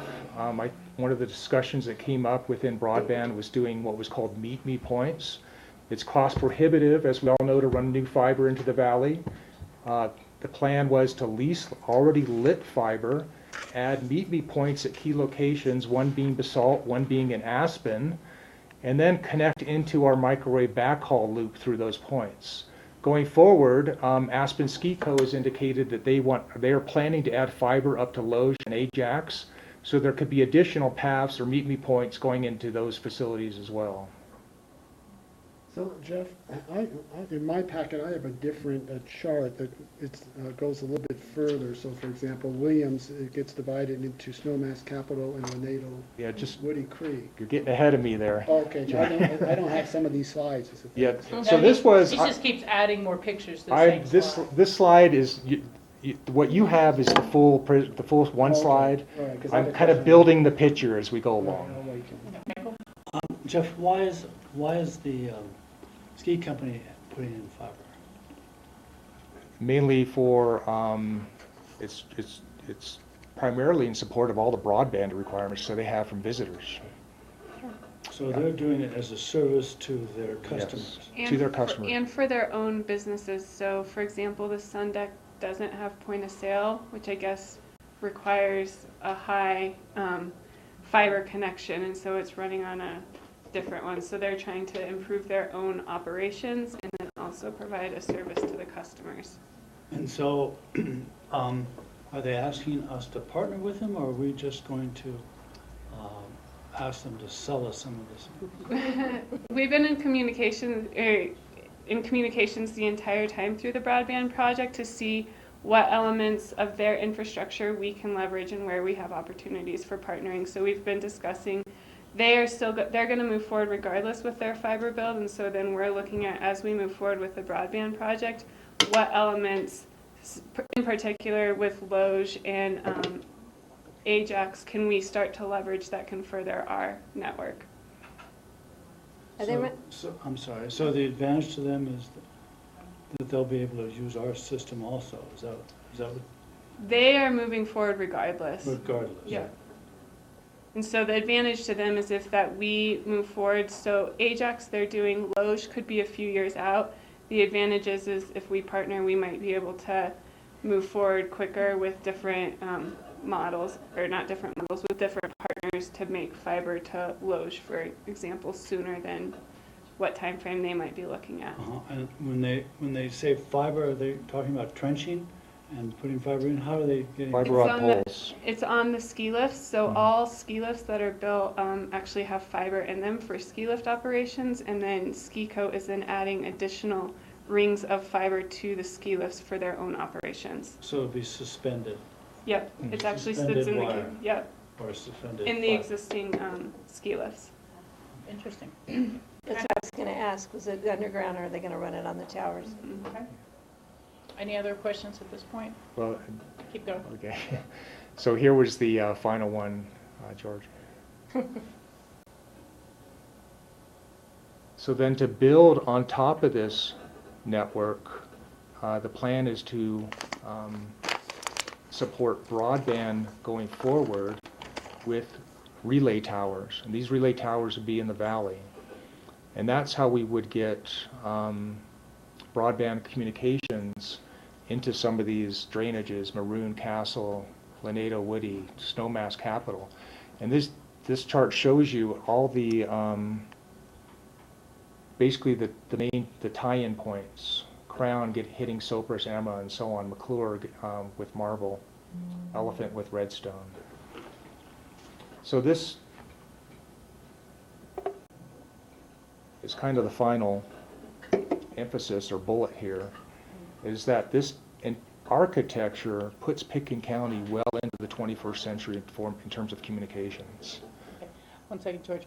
Now, I would imagine that this is conceptual. I mean, it's been vetted, it's been looked through, but we're not able to say the height that these towers would need the same way that we can say Williams is one tower at 80 feet and one tower at 40 feet. That's correct. And we also don't yet know where the placement would go in these individual valleys either. That's correct, in too. terms of, we don't necessarily have county leased lands, or, you know, I don't know if we've begun any investigation of can they go in the county right-of-way for the road or something. Yeah. But we need to really work with neighborhoods and communities to say where And we're I going to think get that's that one of the site. things we'll get to in terms of the end of this discussion, which is next steps, and that Okay. is that each one of these towers would be subject to individual approval. So, And then, it's too early to tell what tower heights we need and locations. and I am just imagining this, but you'll tell me, as you look into these individual drainages, you'll see if you really can get Maroon Castle with just one tower, or Right. whether it will need more than one. I think the fair way to look at this model is the initial ring that Jeff showed with those first key 6 pieces, or 6 key first pieces, and some of them the golden ones that are the next steps. That's what we know with the DTRS and translator system. Everything beyond that is broadband, which is a little bit more of a moving target at this moment. Okay, but it works together. George, you see your hand up? Yeah, so I'm just going back a few slides when I look at this. And when you went over your communications projects, the budgets, so the translator budget, you noted you had about $505,000 that's going to go towards Williams rebuild, and then future contribution for Elephant and Thomasville. So then I look at in terms of which ones are non-functional, which you mentioned, which was Red Table and Red Hill and Thomasville. So my question is, in terms of when we start to prioritize how we're going to allocate dollars, we're looking at broadband for new towers. So how do we prioritize these dollars? Are we going to first make sure that we upgrade our current sites so that they're up to full capacity before we start adding towers for these other areas for broadband? It's really site dependent. It's what is required, at least in the immediate near term, of at least the sites that are in poor condition, is Williams, in order to get, because public safety has to be priority. So in order to get, Williams will be a DTR site. It'll also be a translator site as well. But other sites, we are budgeting high priority sites from that conditional chart that has so many of those sites in red, kind of based on if it's public safety or if it's translator. And then the worst ones were Elephant and then Thomasville. And so that's kind of how we decided to do the prioritization. Upper Red, we don't want to spend right now any more money on Upper Red because the state doesn't want to use it as a DTR site. It's a solar-only site. And so we're still in the process of evaluating how we want to use Upper Red in the future. So I'm still a little confused. DTR has its own budget allocated to upgrade. Mm-hmm. Our broadband tower sites still have a separate budget. Right, and when you look at that slide, maybe one way to look at it is the broadband that budget so far has only been for the research and study versus the DTRS and the translator are for capital projects. We haven't even gotten into what that budget would look like for capital projects for broadband. So we're just trying to see, as staff is looking to prioritize DTRS and translator, how can broadband tap in and build off and leverage from that. But so really when you look at that slide, there's a difference between the research of broadband and then actual capital investments for the other two programs. Patty? Yeah, and I'm going to throw another whole snag into this, but we also need to, because of the issues we're facing with the deterioration of our current sites, because we didn't budget to bring those up to speed again, we need to have that long-term plan so we can maintain, because we're going to have a huge amount of infrastructure to maintain, and I don't want us to come back in I don't know how many years and say, whoops, everything's failing again because we didn't have the funds and we didn't plan ahead. So that's going to be a key part of this whole discussion for me too, is we're talking about that for homeowners associations right now. We should definitely be talking about it for the county. Yeah. And it's in a future slide, so I appreciate you building that up, bringing that up, because we don't want to be in this mess again. Yeah, and this would just be for when we go forward. I understand where we are now, and it's good verbal information, but it might be good to take any one of these sites and say, okay, funding for this is from the partnership with emergency response, and funding for this is partially the grant from the DRT, and this one is unfunded, and just so we have a sense of which partners that we know play into which sites so far. Great suggestion. Great, okay. All right, I'm going to talk a little bit about current infrastructure upgrades and our timeline. I pretty much have gone through this. In the previous chart, these kind of really can be put into different phases or steps, if you will. Step one being to develop the microwave backhaul loop. So that's the 3 new sites as well as the microwave connectivity. Step 2 would be to develop the stub connections.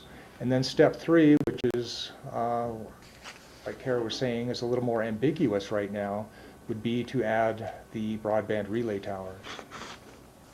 So you have a primary ring, you have a secondary ring, and then you have the third ring, whatever it is, the distribution. So, you need to make it, if you tell somebody we're developing a backhaul loop, they're just not going to get it. But if you say it's the primary loop that runs the system, that supports the system, it's the foundation for the system, then people understand that it's necessary. Okay. And I guess I'm looking at it, the developed broadband relay towers. I think that step 3 is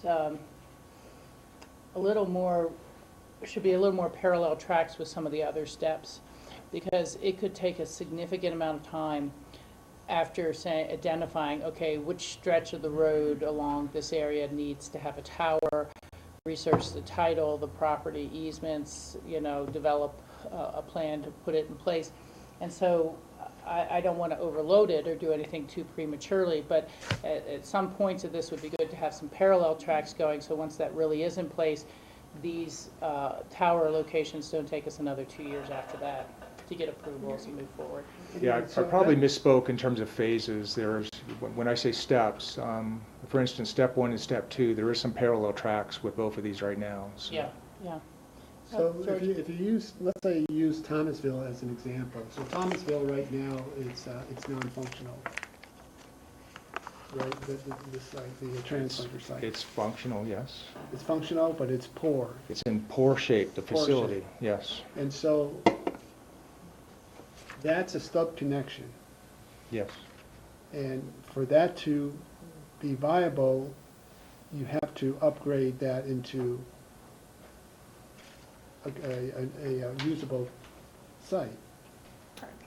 And then once it's usable, Even if it just stays a translator site, it needs to be upgraded. The facility is beyond end of life. right, and so then once it's upgraded, then you can look at where you might utilize or locate a broadband relay tower.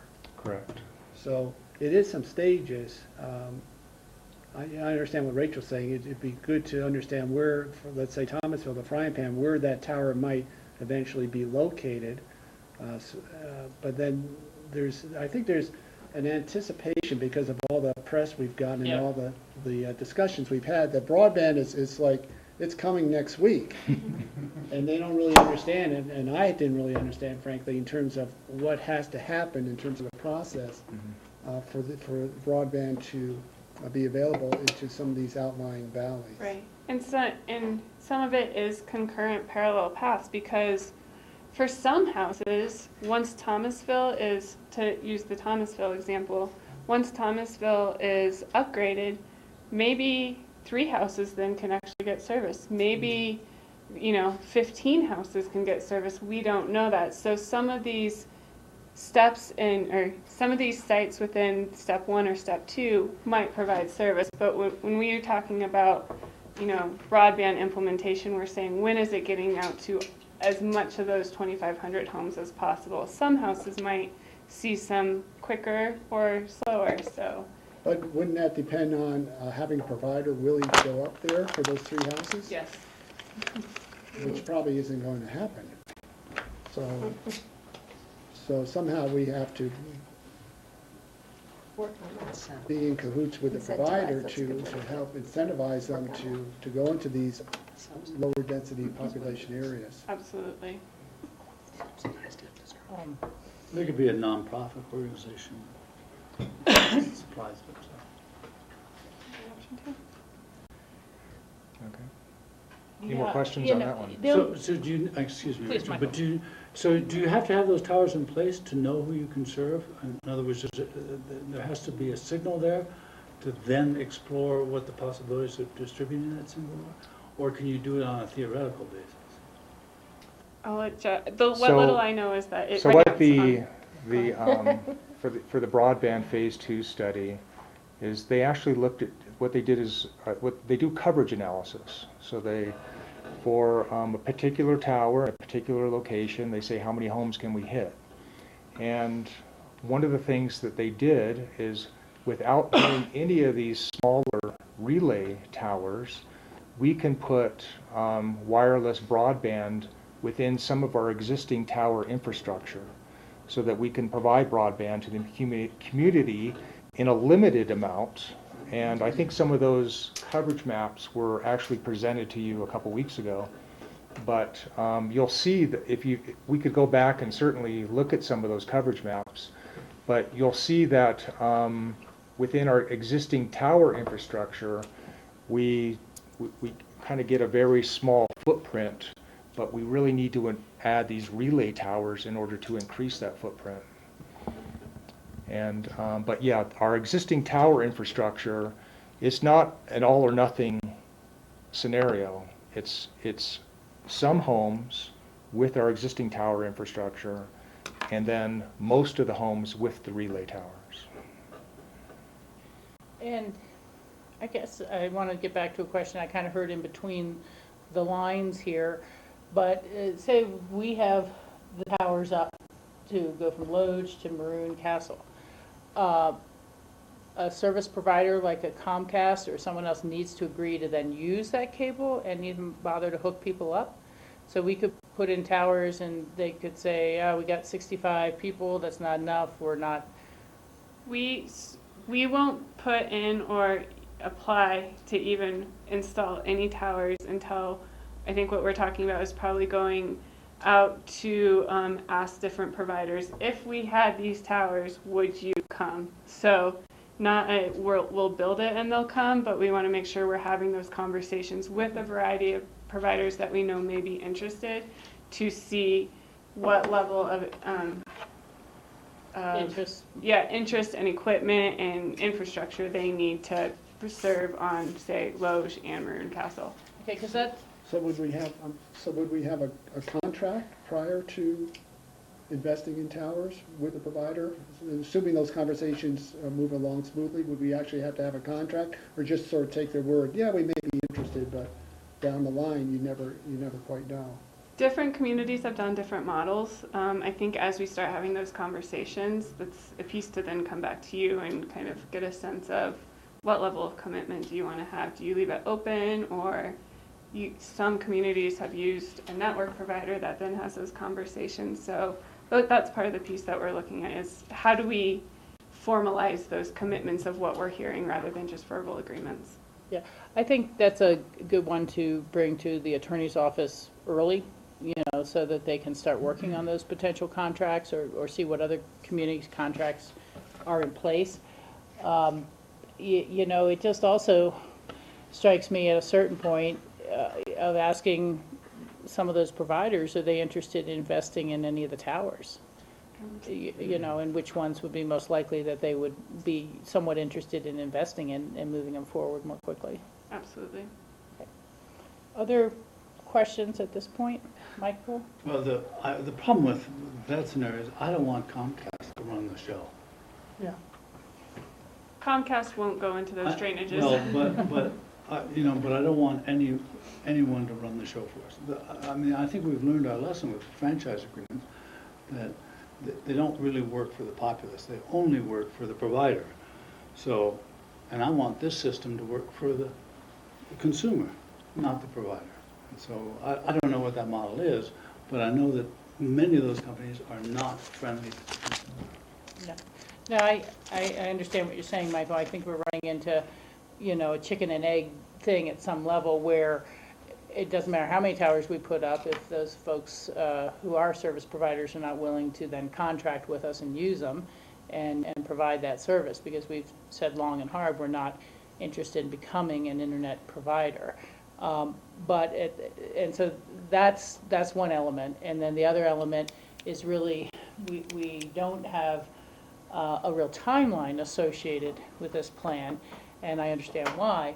But, there's a point at which we need to look at it, and if it's, well, you're not going to get your tower and your improved service for another 6 years, but if we were able to bring Comcast in and they get some sort of exclusive in the area, we'll do it in 18 months. I mean, that's, part of it is the dollars and putting all those things together. But I don't disagree with what you're saying. We want, there's a goal here in terms of the quality of service and the pricing. And Phyllis, you would like to add to that? Yeah. Just so you know, currently Rise, which is an internet provider, leases space on 3 of our towers. They're at Williams, they're at Elephant, and they're on Crown. So they do provide some internet service. Actually, Crown services most of Missouri Heights, which is not Pickens County, but that's where it sees really well. One of the things when we put the plan together and we start finding out what carriers are interested in being a part of this system, we're actually hoping maybe we'll have competition, where we'll have more than one provider that wants to go into a drainage, because we've provided so much of the highway for the internet to be traveled on, that they don't have to invest in that part. They just have to invest from our site out. So we're hoping we've eliminated some of the cost barriers that right now, if the providers wanted to be there and they could, they'd be there, but they can't until the cost is cut down a little bit. And what we're trying to do is take the infrastructure to have it work for all 3 of our communication needs programs. DTR being first, which is public safety, and then TV and FM, which is also already connected by microwave, and then broadband. So by having all 3 and being able to build these sites with the capacity for all 3, whether it's all tomorrow or all in 3 years, it's really important to make sure we have the capacity that's there. So I think with the plan we have, competition would be really nice, Michael. I hope we get it, and we don't even have in a drainage one agency. And it could be that, different vendors will bid on different drainages. It won't be one that says, I want them all. One that says, I want Castle, I want this. I don't know their business well enough to really say that, but we're hopeful that we'll have more than one provider. Yeah, I get CenturyLink mailings like every week from bulk mail, and so I don't know where they're providing or not providing, but they seem to keep soliciting my business all the time. Okay. Let's talk step one timeline. This is the core central network for Pitkin County. It includes 3 existing sites, Ajax, Crown, Sunlight. The DTR's equipment has been upgraded. We're in the process. I think the state is going to do Ajax. Is it this week, Jeff? Yeah. Yeah. They put the racks in there, they're waiting for the electrician to upgrade. So yeah, this is almost done. We anticipate the microwave equipment going in October. As far for the 3 new sites, we have the new dispatch center at North 40, Loge, and the Williams rebuild. We are planning to start construction in August for Williams and Loge in September. Of course, the dispatch center is underway right now. Building is expected to be complete and turn over to the Sheriff's Department in September. We are in the process. We will be installing the DTR's equipment in July. It'll be completed in August. And the microwave equipment will also be completed in August. As far as Loge, the tower construction we're anticipating to start in September. Building, we've kind of gone through a number of iterations. Originally they were going to build a building for us that had some restrooms in there for public use. They've elected now not to do that, but they are saying that they're going to give us space within the ski patrol headquarters, which is on the top of Loge. And so we are now potentially looking at using space either inside of the building or building in addition to it. And so depending on that decision, it could either happen the end of this year or next year. Can you go back there for a second? I have a question. So on the, let's say, use the Crown, for example, because it was interesting, Phyllis, your comment was that right now most of the people who are able to utilize broadband from the Crown are up on Missouri Heights, which is in Eagle and Garfield County. I'm lucky because I'm line of sight, so I have my broadband off of that. But when you put on the microwave equipment onto, let's say, the Crown, will that then provide 360-degree broadband access? Or people Yeah, this is purely microwave equipment, not broadband equipment. Okay, It's so different. So it's different. Microwave equipment is the point-to-point connections from one facility to another. So it's purely a line of sight direct connection that is it's basically a hose that has the data runs through. It's the equivalent of that. It's just a line of sight. It does not disperse data at all. Okay. Broadband antennas are different. They put out information in a pattern, typically 360 degrees or some other pattern, over a certain distance. So some of these, so even if you look at the Crown, an existing site, the current provider, which is Rise, they could put on some equipment to This to will allow certainly 360 this will degrees. certainly allow them the opportunity to put more equipment. Yeah, no question. But yeah, as far as So how would we entice them to do that? I mean, because here's an opportunity where you can immediately see an provide impact. access Yeah. for broadband for quite a few more Mhm. households, because you'll have everything ready to go. Mhm. It's just a question of the provider willing to do that. Correct. So how do we get them to do that? We put out an RFI and we see if there's competition and somebody else wants to be there. And so that's what we're doing now? Mm-hmm. Okay, great. And we're working to have a conversation with Rise about our entire project too, to see if how they could expand their capacity. Okay. Other board questions? And then let's keep moving on with the Okay. presentation. Thank you. Step 2 was to build these stub connections. And when I said before that these timelines are not in phase, they are in parallel, some of them. This is an example. So the town of Snowmass Village, we were building a DTR site there. And Aspen Water, we're also building a DTR site, which is up by Hunter Creek. And that's going to provide coverage right into the city of Aspen such that our law enforcement, fire can actually run their portables within the buildings. It's going to provide. And that's kind of the Hunter Creek parking lot BLM site, I'm where going, some where is people their have site? thought there's a water tower there, and then maybe there's not a water tower there. And there's some work that needs to be done with the BLM about whether they actually, it used to be on their disposal list, but maybe now they shouldn't have it on the disposal list because they don't like to dispose of communication sites. So we might end up just going through the BLM process to get an approval for that site and a long-term lease like we have on other properties. Because that confused me. I'm thinking Aspen doesn't have their water plant's over by the hospital, so. They've had a separate pump up to Yeah, Red it's- Mountain, but I don't, you know, Yeah, if that's it's really interesting. located there or not. We don't either. Maybe there's a pump house or something. It's just an interesting name to confuse us. It did a good job. Okay. And then, right now, these other sites are in question, although with the exception of Elephant, we are, in the Elephant, we do want to make a priority. It's having a lot of issues right now in terms of the facility. And so Elephant will happen in 2017. That's what we're going to budget. These other sites, 2017 or 2018. McClure is kind of up in the air right now, mainly because the U.S. Forest Service is having some issues with running power up to that site. So we're really not sure what's going to happen with McClure. So I have a question. Through all of this, so are we phasing out the Red Mountain site? Lower Red, we are planning to decommission Lower Red. Upper Red, the decision hasn't been made whether to keep, definitely public safety will be off Upper Red, but we may keep translator up there. So the gentleman in town that we've been talking to who lives on Durant, that uses a satellite dish, he gets his television from Red Mountain. So if we decommission or don't use that, where will he be able to get his service? You know, that's what I said, that's why we haven't decided Okay, yet. okay.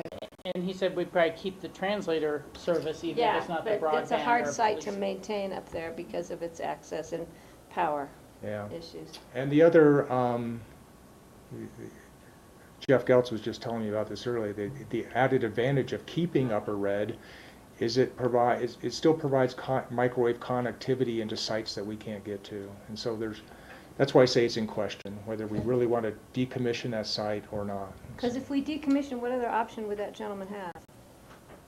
I mean, If he's in town on Durant, he might be able to get Comcast for directly. some reason, he doesn't want to do that. We Well, kind of then encouraged he does him. have options though, but he doesn't. Yeah, we've been encouraging him to maybe upgrade to the new technology. I think you've spoken to him. I think I've spoken to him. I have to. Okay. But yeah, certainly that's under consideration. Okay, Yeah, great. I There's have, been no decision to decommission that site. Okay, thank you. I have one question broadly. With Elephant, you know, you said that there's been repair problems already and the exhaust fan, I imagine that's fixed. And the decks that fried themselves have been replaced.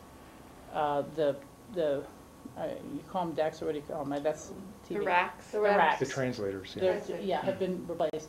But if it's really in such bad repair, for safety, is it possible that you should advance that by borrowing from the general fund and then repaying the translator fund in 2017 as more revenues come in? I mean, are we holding off on things that are needed repairs now based on the Yeah. budgeting cycle when the The mill biggest levy comes issue in? of trying to add another site into this mix right now is summer construction timeline. It's too short now. It's too short now, Okay. yeah. And so but we believe we'll be able to keep Elephant running through its replacement in 2017? Yeah, we hope, yeah. Don't breathe too hard, Get right? out the baling wire. Yeah. Okay. All right, and now I'm going to go into the site specifics, talk about plans and approvals. So this is everything, this is really just a summary of the previous two charts, everything that is in progress today. So this includes the main core loop and the two stub networks, one going to Aspen Water and one going to Town of Snowmass Village. I don't think you guys have enough going on. Yeah. Jeepers. A lot going on. Mm-hmm. And so let me just kind of, we'll just touch on each one of these sites a little bit. Please. Aspen North 40 building, currently under construction. We are still on schedule to go online in September. In fact, the migration dates from our old dispatch center to the new one is actually over a 3-day period. It's going to be September 12th, 13th, and 14th. And that was considered the best time in terms of low response times and low call times. And it's a midweek migration as well. There's extensive building and system facility upgrades going on. We're putting in a new generator, a new UPS system. Everything's got to be able to run 24/7. So there's extensive upgrades to the facility just to make that happen. We're also putting in 5 new dispatch consoles. There's currently 4 today. We're adding 1. And this being the hub of all communications in the county is really true. It's going to support DTR, VHF, UHF, and microwave radio communications. The P&Z board approved that back in February of 2016. Loge is at the top of Aspen Highlands. Right now there's 2 existing towers on the top of that facility. They're both 20 feet tall. We are planning to replace both of these with a single platform that's 14 feet high. And as I discussed earlier, we plan on relocating equipment into the Ski Patrol headquarters. This will either be interior or as an exterior addition. And then has the ski company been pursuing their Forest Service approvals for that within their lease? So we're partnering with the Ski Co on this project. Those 2 towers, one is actually Forest Service and one is Ski Co's weather station. So the 2 towers actually aren't ours. So we're working with Ski Co and we're actually doing a joint application for NEPA approval with the Forest Service, doing both the tower site at the top of the hill and the addition to the Ski Patrol headquarters within the same approval process. So whether Ski Co wants to do it at the end of this year or next year, it will be under the same approval. So okay. It's been a really good collaboration between all 3 entities. Great, thank you. Yeah, and this in fact gets into that. So here's the NEPA is underway as a joint submittal between us and Ski Co. And have we submitted any scoping comments or anything? They have not received any scoping comments, and actually scoping ends today. So, and they did reach out to a couple of the caucuses as well. And then part of what is included in that with Ski Co is also cleaning up the old Highlands translator site, which is down by the old Olympic Bowl shed, and then quote unquote the Ollie lift shed, and then cleaning up, there's an array of various towers that are around that. So we'll also be cleaning up the lower communication site to just make one communication site at the top of Aspen Highlands. And the one communication site that we're leased that probably hasn't been in use, that's almost when you head off of that road, what is that area called? At the top of Highlands, it's somewhere in the trees down by Garmisch, in that area, those trails. We have a site there that we didn't even know where it was. It's an old TV translator site. A little blue building and a tower, not a tower, a pole. So all that will be cleaned up, and the Forest Service is really happy about getting rid of all those pieces. Oh, good. Good, good. Obviously, it's not operating, right? No, we didn't even know it was there. We thought it was somewhere else. Okay.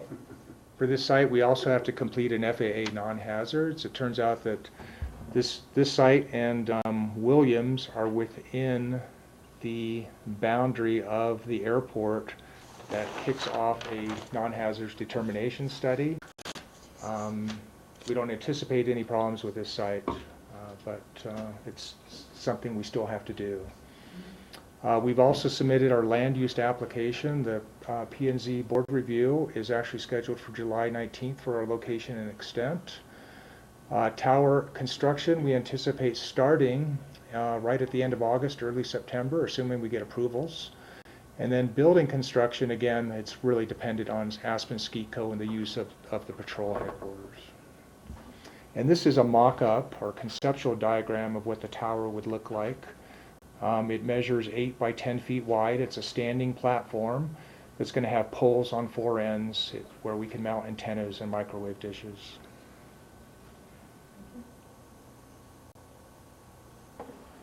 Williams is another site that will be under construction. It's a complete rebuild. If you recall our very first chart in terms of site conditions, this one is considered poor in all categories. The plan is to remove all of the existing guide towers. I think there are 5 total, along with some tripods from broadband, from Rise Broadband. The plan is to now replace, we listened to your concerns at the last meeting. We would like to now install a 60-foot self-supporting tower at that site with the option to extend it up to 80 feet. So today we are looking for your direction on that, whether to go ahead and either build it as an 80 or approve it as an 80-foot tower, or approve it as a 60-foot tower and come back at a subsequent meeting once we need that extension at a later time. Okay, Steve? I was curious, you're talking about doing this, potentially a 60-foot tower and then a 40-foot tower, where you would want to extend the 60-foot to 80-foot.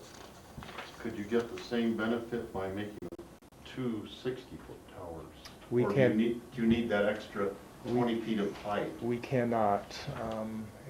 This all has to do with vertical separation of antennas. The 40-foot tower, that focuses on microwave and broadband. The 60-foot tower, its focus is on other technologies which require antennas, 800 megahertz VHF, TV translator antennas, and then FirstNet, once that comes down the pike, it's going to support that in the future. So yeah, good point, but no, we can't just extend the other tower 20 feet. Okay, and then what are the heights on the towers we're seeing there now? 40 foot? 40 feet. Next slide. Let's see. Oh, no, I thought it was. Okay, so they're about 40 foot now. Then just to note that there is a 120-foot tower just down the ridge on the private side on the BLM land, so Yeah, an 80-foot tower still would be smaller than really that. short compared to what's right there. Yeah, I can fast forward real quick. Yeah, there's a photograph of that later. This is the commercial site right next door. It's a quarter mile away. This tower is 120 feet. This tower is 110. This tower is 70. And there's a small one right there that's 40. And so is that site better than where we're rebuilding on Williams Hill, where there's already commercial activities? They have better lines of sight there than where we're looking at? I can't speak to that. No, Our site Our is, site is actually higher. Oh, because the hill itself is higher. You know, I've thought about that because I can see this from my house, but I can't see the TV translator side. The other problem. But then Aspen Village area probably can see the TV translators. If you move that down the ridge, they might be completely cut off. The other problem with locating our equipment at that is there's a high power FM transmitter there, which is not normally Too much friendly interference. to a two-way radio, right? Okay. Patty? So if we approve the 60-foot, right, with an additional, was it 60 an additional? 60 with an 80. Yeah, an additional 20. You'd come back to us to increase it with that extension. It's probably going to be necessary, so doesn't it make more sense just to build the 80-foot right off the top? I mean, Well, you that's the said you pretty question much for you. need the 80 feet. we are going to build it today at 60 feet. Hoping way. it works? Hmm? Hoping that that gives you what you No, need? for what we need, for all the antennas and systems that we need today, we need 60 feet. The 20-foot extension is for FirstNet, which is a... Oh. I'm very familiar with FirstNet. Or a potential commercial cell carrier. Cell carriers, Verizon has been interested in this site.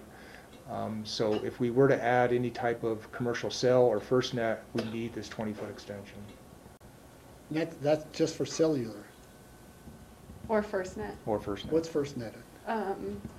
The national program for emergency response, Yeah. public safety. It's basically they're going to adopt from their normal radios, larger radios, to going to us kind of a cell phone-based system for public safety. And then again, Somewhere down the line.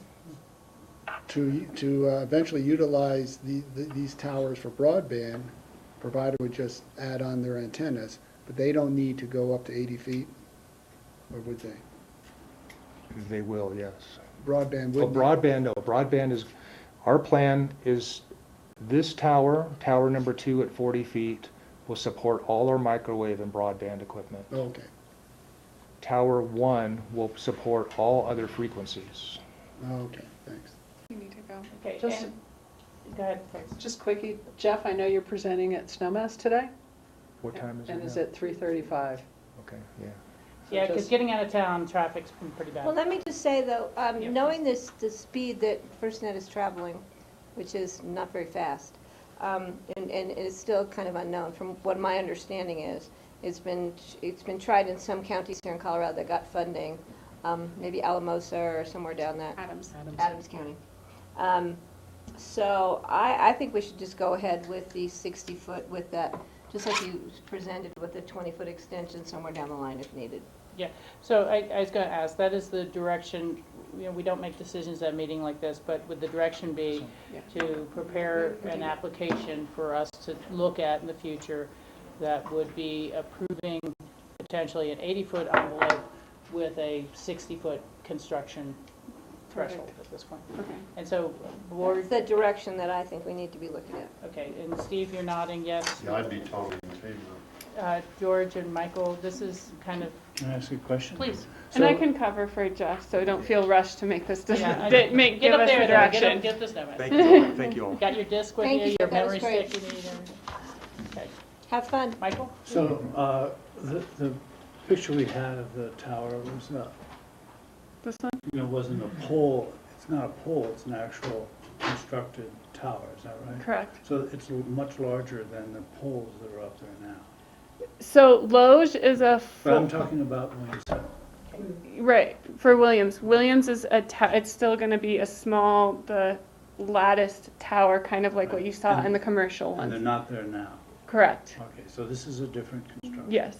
And Michael, the other ones that are thinner are guided, so Right. they're actually, wildlife prefers to not have any guided towers. Those are So ones with they're- the wires that So go the birds can see them, Yeah, see Birds this and tower, other than they can't see a wire. can't see the wires, Right. correct.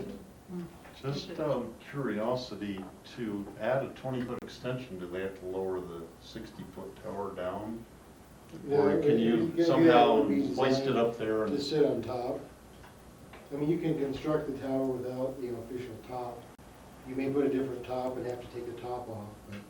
And just bring in a that piece. way it can all be done with a lift truck. And we believe that's actually what happened at the commercial site, that they just did extension pieces to the tower. They didn't construct a 120-foot each tower. time. They just added different extensions. Okay, so again, I just want to make sure we're supportive of entering and moving this forward as one of the legs of the inner circle and program going forward, both for public safety, cellular service, and broadband. Great. Everyone's nodding yes? Moving forward? So we'll Okay. move forward with a 60-foot application to P&Z, and any future extension will come to the board before we put together an application for P&Z. Okay, so we're applying for, we have two different paths. One, we could ask for 80-foot now and have that cleared, and then the future extension would be up to future boards. But the clearance would already be there, or we could just clear a 60-foot and then have a future board have to go back for 20 feet more if we need it in the future. So those are two different ways. And I thought we were talking about clearing the 80, only constructing 60. Sorry, yes, that's correct. But still coming back to you guys when we did Absolutely. the extension, so you guys were aware of the extension. If there was ever, yeah. Yes. So the board would have a chance to say no then. Yes. And there would have to be market public Yeah. benefit for us want to proceed. That's the Absolutely. clarification of the direction. Yes. Okay. Okay. Okay. Fantastic. Thank you. Uh-huh. One more Steve? question on this. Where would the TV translators go on these two new towers? Do you know where they sit on the They're- towers? They'll have to go on the bigger tower because they're transmitting in around, so they're one of the things we need to get vertical. from the other transmitters, whereas microwave and higher frequency broadband would be all be put on the small one. Things that are point to point or things that are, pointing in one direction. So translators would all go on the higher tower somewhere. So could that potentially improve the television service off of Williams? I think we need Jeff to answer that. I'm going to guess yes, because the higher it Could be goes. higher, could be It's line of sight on the TV translator. Mhm. So when you add 20 feet, your line of sight improves It'll be bigger so coverage. far. And in addition, just rebuilding the site allows us to put new upgraded equipment in the facility that can boost reliability of the translator system as well. Yeah, that's what I was thinking. Yeah. At the very least, we'll get a little more reliability out of that. Absolutely. Yeah, that's one, I probably get more citizen questions about their television reception, no matter where they live. Even yesterday, somebody was asking me about this Williams Hill, and they were hoping to get better reception, so. Okay. Tara, if you want to keep walking us through this, Yeah. we'll go a little longer. Yep, okay. So we talked a little bit about Williams, and that is also going before P&Z for location and extent review on July 19th, and that's one of the discussion items we'll come back to you guys. If all goes as planned, then anticipate construction in late August and early September. The other site that we're working on for this construction season is at Aspen Water, Hunter Creek Trailhead, however people might know of it. And this does not have a tower included. There's already some attached towers to the facility. This would just be able to utilize the site. And again, as Jeff referenced earlier, what this provides is from Ajax and or Loge, there's a shadow that prevents law enforcement and public safety entities within the city of Aspen from actually being able to utilize the technology. So basically, Aspen Water is how we get around that shadow of the city, so that the city of Aspen, Aspen Fire Protection District can utilize the infrastructure. But there's no redundancy there, though. If that site fails, they lose communication in the downtown core. No, actually, they're going to connect both to Loge and to... Ajax. Is it Ajax or the dispatch center? Yeah. So There's I two. think Everything that's being designed has connectivity to 2 points. Yeah, I believe it is the This would allow dispatch that center. extra connectivity if something was to crash Right. somewhere else. Okay. Right. And so where this is to put the equipment in and do some minor modifications to the building is anticipated for this year.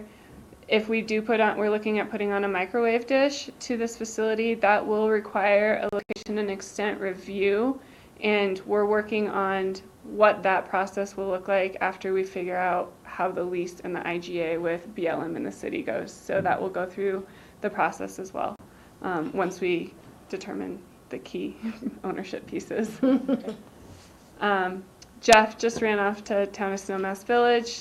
This is also a stub, and it will provide coverage within Snowmass Village. It's a tower directly behind Town Hall in Snowmass Village. We are utilizing some of the facility for radio equipment. It's a 140-foot monopole. It was approved by Snowmass Village P&Z on the 21st. Hopefully, if all goes well, it's approved by Town Council today. Okay. And that is construction to begin in August as well, if approved. If I were to look at that drawing and, I go, oh my God, the tower is bigger than the town center. Yeah, but What's you missing? have two different pictures. I They're on know, one page. but if you just glance at it, you go, oh. Okay, okay. It's going right in front. So kind of the next steps is, again, the construction for Loge, Williams, Snowmass Village, Aspen Water, and the completion of the dispatch center based on the necessary approvals for each site. And then moving forward is to come to you guys before any submission, because as we're learning, not any single one of these sites is a simple or clear application process of who the app, if it's Forest Service, if it's BLM, if it's the City of Aspen, if it's a private entity. So to come back to you guys for each future tower location, just so that you guys are aware and improve the direction that we're headed before we submit any future applications. So that would include the location, we'll come with you with the site design, the tower heights that we're looking at, and kind of what that approval process. So we're making that commitment to you, the board. And then to Patty's comment is also, as all of these different pieces have evolved, we're looking at creating what we're calling a communications master plan or a long-term maintenance plan, really for the next 10 years, and we can take it out further too of how do we make sure that all the sites continue to be maintained and continue to be operational within the current technology. Yeah, I'd like to start calling that a communications and maintenance master plan, or communications and whatever. But make sure we have captured Patty's thought, which I think is very good, of the ongoing operations maintenance aspect. I have a question. When and if FirstNet comes in, doesn't DTRS go away then? We won't need it. It's a different radio frequency for the different radio systems, right? The transmitting equipment will go away, but the microwave will still be the same, because that's how you're getting the connectivity. I mean, But the radios FirstNet is, change. We don't yes, need the DTRS right. radios anymore, the 800 megahertz. We go to this new system. But one thing about building a microwave loop, the microwave stays, because essentially it's cell. Okay. It's LTE. Right. Okay. The next generations. And for this transition, there's still elements, the Forest Service still sits on VHF. So what does that deployment of FirstNet look like? Will it reach for search and rescue? I think there's, even 800 isn't going to cover some of those gaps. So how long out is it a full transition? Right, because the experimental projects like the one in Adams County, the one thing they're missing there are mountains. Right. And so that's the big hurdle. We've talked about that. I'm trying to get it through the I-70 corridor, and people forget that we're not just a straight, gun barrel in the middle of the plains. So. True. Okay. And then here's just some of the key discussion points. I think you guys have answered the question for the first one on the Williams land use, but then we're also looking at, and with ComDev, is the prioritization of these projects within the queue for ComDev's review with P&Z, and maybe Cindy can talk about that. Well, I can bring it forward. As I understand it, if we submit an application to P&Z, it just goes to the end of the list in line. And if we tell community development we would like these prioritized so that they get looked at faster, they will do that. But it has to be a formal nod from our board to say, please prioritize our projects. They are to serve the public safety, they're to serve the community, and to advance this during this year's construction season. And so I guess I'm just kind of asking the board, and Patty, if you have a question on that. I just think that because of the public safety sector in this, we have to ask that these get moved forward. And they're not, I think they're on a more simpler basis, not that they're simple. And so we should be able to move them through the process hopefully quicker. Yeah. Others agree with that sentiment. Do we need something writing to ComDev? No. Just need nods. Nods. Everybody nod, please. We want to prioritize these projects going through the queue. I think the public safety is priority. Yeah. Some of them are already going through, aren't they? I mean. Well, they've been submitted, but they're not. They're not languishing, but they're not at the top of the queue. For getting on those agendas. So we are prioritized. The board is in agreement. Thank you. Right. Thank you. And I think we've already touched on this one, but directions for the future planning is, talking about that master plan and maintenance that we're going to, if you guys are okay, want us to come back on a case-by-case basis for how we would submit applications for new towers and get your approval before we do tower heights or locations. And then also any direction, kind of to Michael's point earlier, of what would that growth and what would those leasing opportunities look like before we have signed contracts or anything like that, to kind of understand those arrangements as well. Yep. That sounds about what we've talked about. Very good. hit on all of it. Thank you. And any other questions for us, or? No, so I guess any other questions of the I have a board? question. George? A couple of years ago, we approved at least one or two cellular sites, one down in the canyon. They haven't really acted on that, have they? The one in front of Elam Gravel Pit has been built and is operational. I believe there's only one carrier on it. I think it's AT&T. Lindsay in Open Space gave us the color, and it really blends in really well. So if you look closely amongst those poles that line in front of Elam, the gravel pit, you'll see the cell tower there. The capital money kind of dried up during the recession, and they have not come back. American Tower did build that one in front of Elam. They have not built the one, or haven't advanced at all. I believe they put an application in and it died, the one in the CDOT? the canyon at the CDOT. Oh, at the Was that CDOT one new went in? site? I'm not even sure if application was made on that. No, they may be Jackrabbit. They kind of were playing around with a couple sites, but I think when things happened, they just, they went away. There's one up. So that is the one that was approved, and that's an 80-foot tower. If you look at that, that's what 80 feet looks like. Okay. Any other questions, Steve?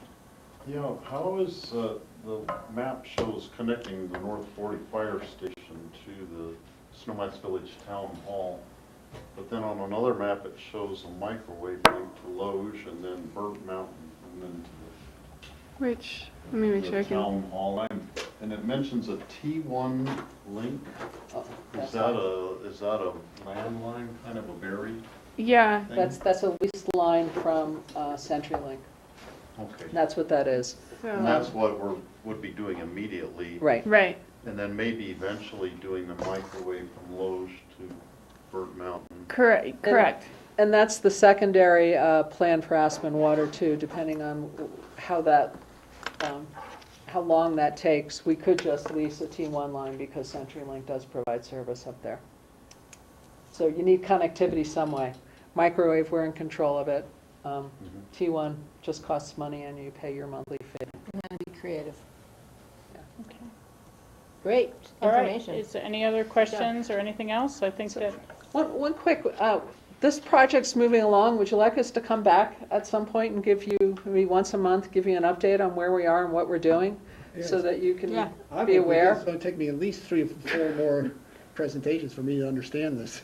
It's taken me 2.5 years and I still, I'd like a site visit to all of the sites, all of them. I just want the helicopter ride.